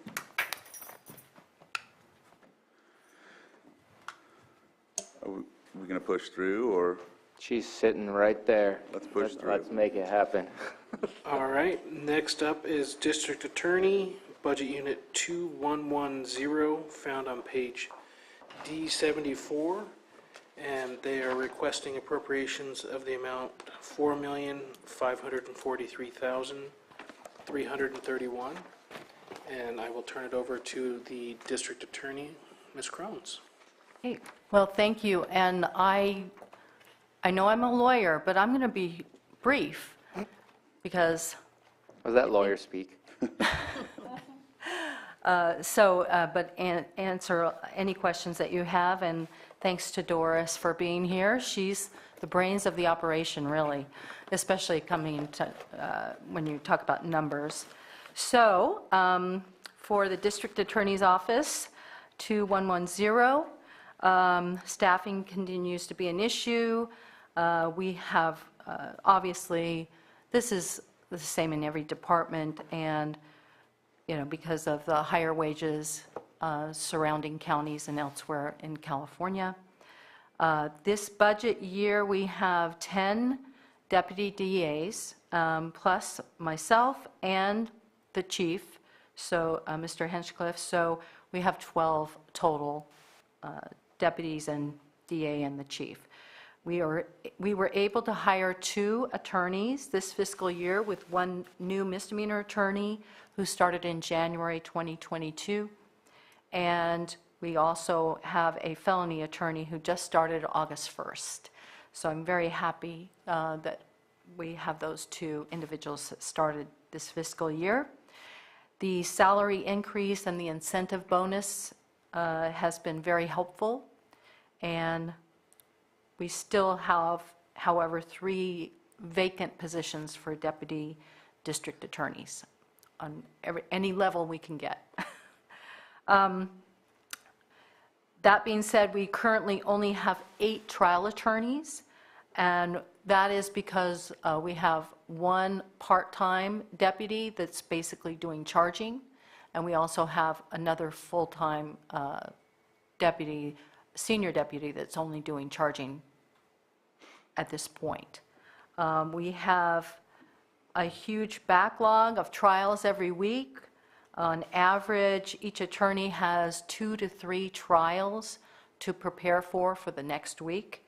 Plus, they may have preliminary hearings, so that's basically an overlap. They have to prepare for 2 trials, 2 or 3 trials, plus prelims, and then we have to scramble if they're in trial, and we have to have somebody else do the prelim. So it's very hectic and stressful. We've had an open recruitment, I believe, for deputy DAs for about 6 months, I think. Yes. And we've had applications, but we've only been able to hire 1 felony deputy from that recruitment. We have had, I believe, 2 individuals that we started backgrounds on, but they went somewhere else due to more pay somewhere else. We have at least 2 senior deputy DAs planning on retiring next year, and I think that includes Rich Hinchcliffe. I'm still working on him, so to stay a little bit longer. And I continue to do trials because of those shortages. So I actually have a heavy caseload. I have 2 trials set next week. We have been able to hire 2 new investigators this fiscal year. We currently have no vacancies, but we do have 1 investigator that's on extended and has been on extended leave. Our office staff, we currently have 1 vacancy, And we do have a senior clerk retiring next spring, so we're going to be in bad shape when she leaves because she has so much experience. For the upcoming fiscal year, I expect at least 2 senior attorneys to retire, as I think I said, and I've talked about the backlog. We're still recovering from the backlog because of COVID. We are seeing, and this is just my observation, seeing what's coming in terms of new charges, but we are seeing with misdemeanor and felonies that an increase of new charges before we can even get to their old charge. So for example, we have cases from a year or 2 ago during COVID that never made it to trial, and because of the reduced bail laws and the Humphreys decision that allows individuals to be on zero bail so they can get out with terms to try to keep them from committing new crimes, we see them all the time coming back into our office reports. And so it's hard to get to the first crime that they committed to go to trial when they keep bringing in new cases.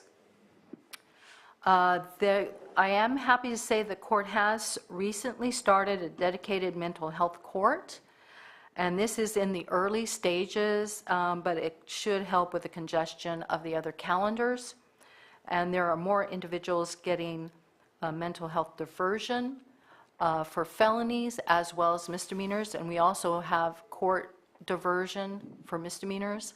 That's happening more and more, so that's taking the pressure off of some of these low-level misdemeanor cases. However, the mental health diversion for the court is a lengthy process where the individual has to be evaluated by an expert, and that does take some time. So the challenges going forward, there are many new laws that are allowing individuals to challenge their convictions. This has been going on for several years now, and it's retroactive. So, for example, it used to be, there's changes in the felony murder rule. It used to apply to only murder cases. Now it applies to attempted murder as well as manslaughter and attempted manslaughter. So we're seeing all of these new petitions coming in to the office that some cases they can go back 10, 20, 30 years. I have a case right now that's 20 years old that they're contesting, asking for resentencing and contesting that they were the actual killer.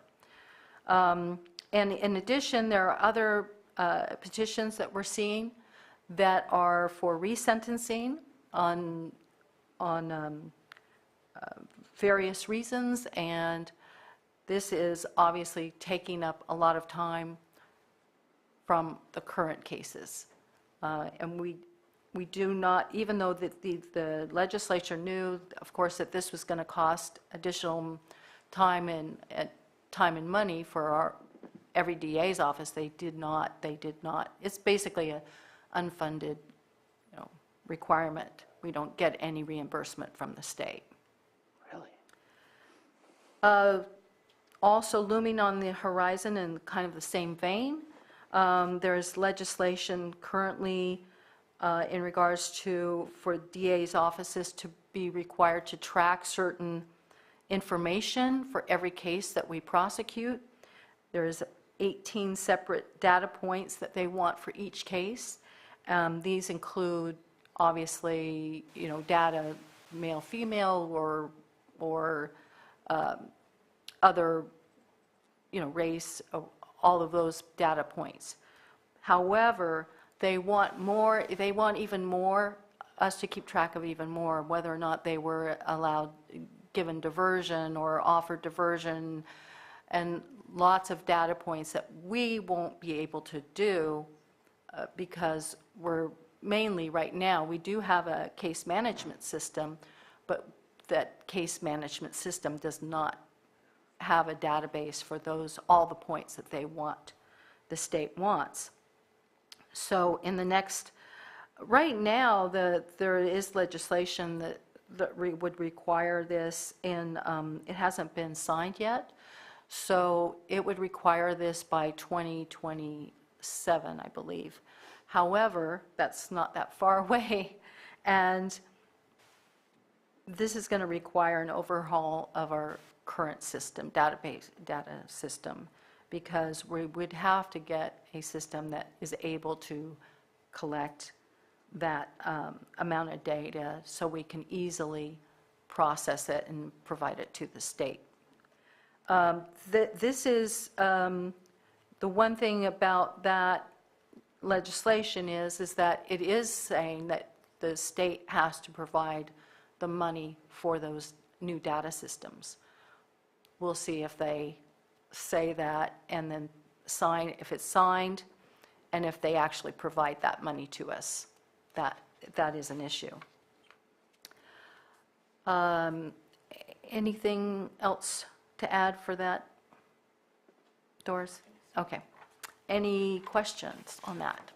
I do have a question about Yes. your, the liability line on your expenditures. It's quite a jump. That would be controlled by risk management. Okay. So I don't know the details of what was assessed and what the change was to make it jump so much. And maybe without the details, is there something that occurred that needed to be filed that increased that amount, or is it just in preparation for?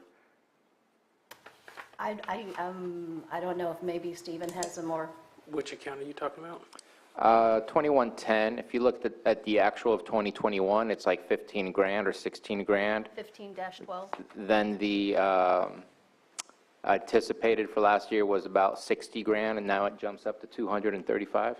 Public liability, yeah. That's a calculation that I can't go too far into, but it's 70% exposure, 30% base, and if it went up, that means there was some exposure. Okay.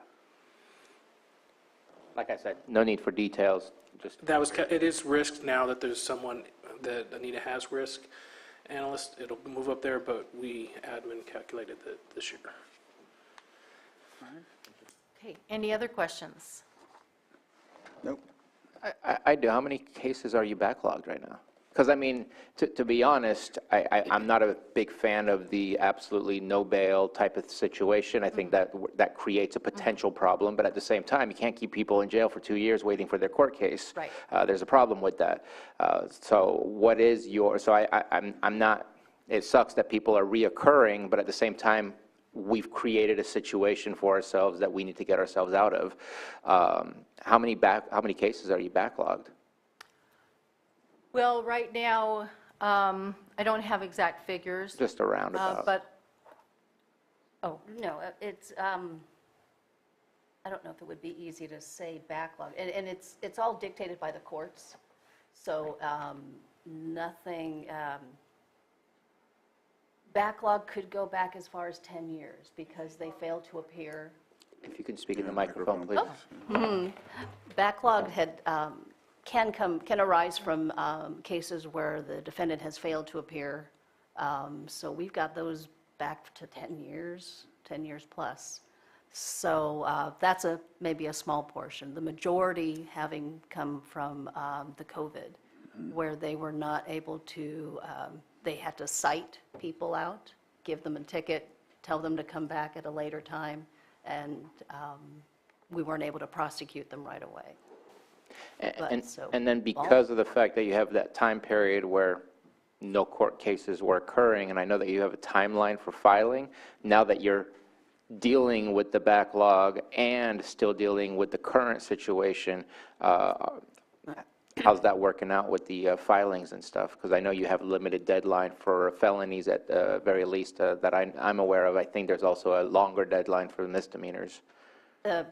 Vice versa. So shorter deadline Gotcha. for misdemeanors, 1 year. That's 1 year, gotcha. Well, we actually, one thing that is helpful is we have one felony attorney who's only doing charging, and also the other deputies do charging as well, but the one deputy that's only doing charging is helping to do the in-custodies and taking the load off of some of the other deputies. Also, in terms of a backlog, this is just an example. I just counted up our schedule for felony trials, or felony trials only. This does not include misdemeanor trials for the next, basically to the end of the year, and there's currently about 70 cases, trials that are pending. And we're only able to do one trial, basically one trial a week. And if you have, and several of these trials are going to be multiple days. So these are cases that are set for trial in the next few months. Every week, we also try to settle as many cases as we can, realistically, without giving away the farm, basically. We have a point where we say, no, that's not sufficient disposition, so then it's going to have to go to trial. But we are trying to reduce the backlog of trials. Right, and obviously this is not a Lake County problem, this is a nationwide, if not worldwide problem. I know in Seattle, in that county, there's something like 350 suspected murder cases that they still haven't gone through. It's insane. So, but I worry that there's lack of consequences because it's taking so long to get to that, which means that there's reoccurring issues, which impacts our community and so on and so forth. So, well, on the bright side, kind of, at some point, we get individuals who only have started off with one case, and now they have 5, and say, okay, let's do a package deal. And by that time, they're kind of like, okay. All right. There's no other questions. Let's move on to 2113, I think it is, right? Okay. So 2113 is our victim witness office. One of the main functions of the victim witness office is to do interviews for child victims, child sexual assault mostly. And those interviews have increased, obviously, because we were doing those interviews during the pandemic, but obviously there were less reporting of these cases. It's interesting, a lot of individuals say that's due to the kids weren't going to school, where a lot of these cases are reported at school or told to friends, and then it gets started that way. We do have a trained forensic interviewer who's doing an excellent job, and it's so vital to have this interviewer in our office, in our victim witness office, so that we don't have to scramble to get an interviewer to come in from somewhere else. And she's trained in doing these interviews in a certain way so that they are very good to present to court, in court. The whole concept is it's not leading the victim or anything, it's just a way of interviewing the child. We are awaiting word from the state if our child advocacy grant, which includes the forensic interviewer, will be approved, as it was competitive for the first time this year. So if we don't get that grant, that's going to be pretty devastating. So our victim witness office depends on this grant, and it will be very challenging if we don't get this grant. So I'm very hopeful that we will. Currently, we have 2 grants. Does that include the child advocacy? Yes. That support 89% of our victim witness costs.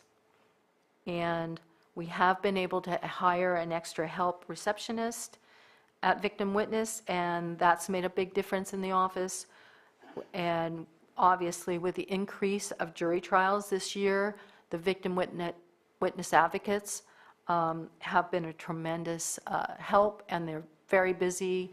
They help coordinate witnesses. They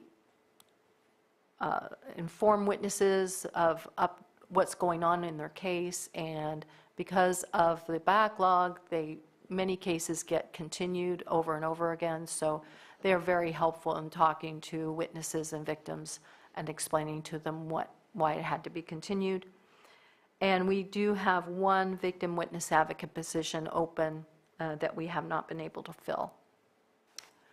So the victim witness office does so many great things during the year. Holiday time, they send, they gather presents for kids in the system who have been through, criminal cases, and they obviously do outreach in the community at local fairs and events to put out information about what's available at Victim Witness for the community. So, if there are any questions? Continue on to 2116. Okay. Asset forfeiture. This is so exciting. Well, we have an upcoming distribution that will be at least $290,000, but that doesn't go to us. We only get a small percentage. So asset forfeiture money is basically money individuals who are arrested or contacted or charged with various drug cases. Then if they have cash or money in the bank or whatever that we can tie to the criminal activity, then there's authority for us to seize it. It also includes property, mostly vehicles. So this money is shared by the lead agency once it's forfeited. If it is forfeited, and there is a process, of course, then 65% of the money goes to the seizing agency, whether it be the sheriff's department or Clear Lake Police Department, whatever. 15% goes to the gang and drug suppression. 24% goes to the state. 10% goes to the DA's office. And 1% goes to training, to organizations that train asset forfeiture throughout California. So that's the breakdown of where this money goes. So we do have currently money in the asset forfeiture budget, and we have a lot of cases pending that we try to, because there's a backlog in some of the trials because of various reasons, we cannot dispose of the asset forfeiture case until after the trial in most cases. We cannot negotiate the asset forfeiture in terms of the trial. We can't say if you forfeit the money, then we'll give you, this deal. They're separate. It's a civil case, so it's separate, and it can lead to, however, if the case goes to jury trial for the criminal conviction, then the asset forfeiture case would immediately follow. So that's why we have to wait until the criminal case is resolved in most cases before we can determine if we can forfeit the money. So, any questions? All right. Not seeing any. I'll open it up to the public, see if there's anyone online that has a question. Seeing none, bring it back to the board for action. Mr. Chair, I move to approve Budget Unit 2110, 2113, and 2116 as presented. Second. So I have a motion and a second. All in favor? Aye. Opposed? Motion carries. Thank you very much, Okay, Susan. and now lunch. Thank you. All right. Yeah, Thank you very much. All right, so Lunch break, looks like we'll come back at 1:35. Sound good? All right. See you then. Sounds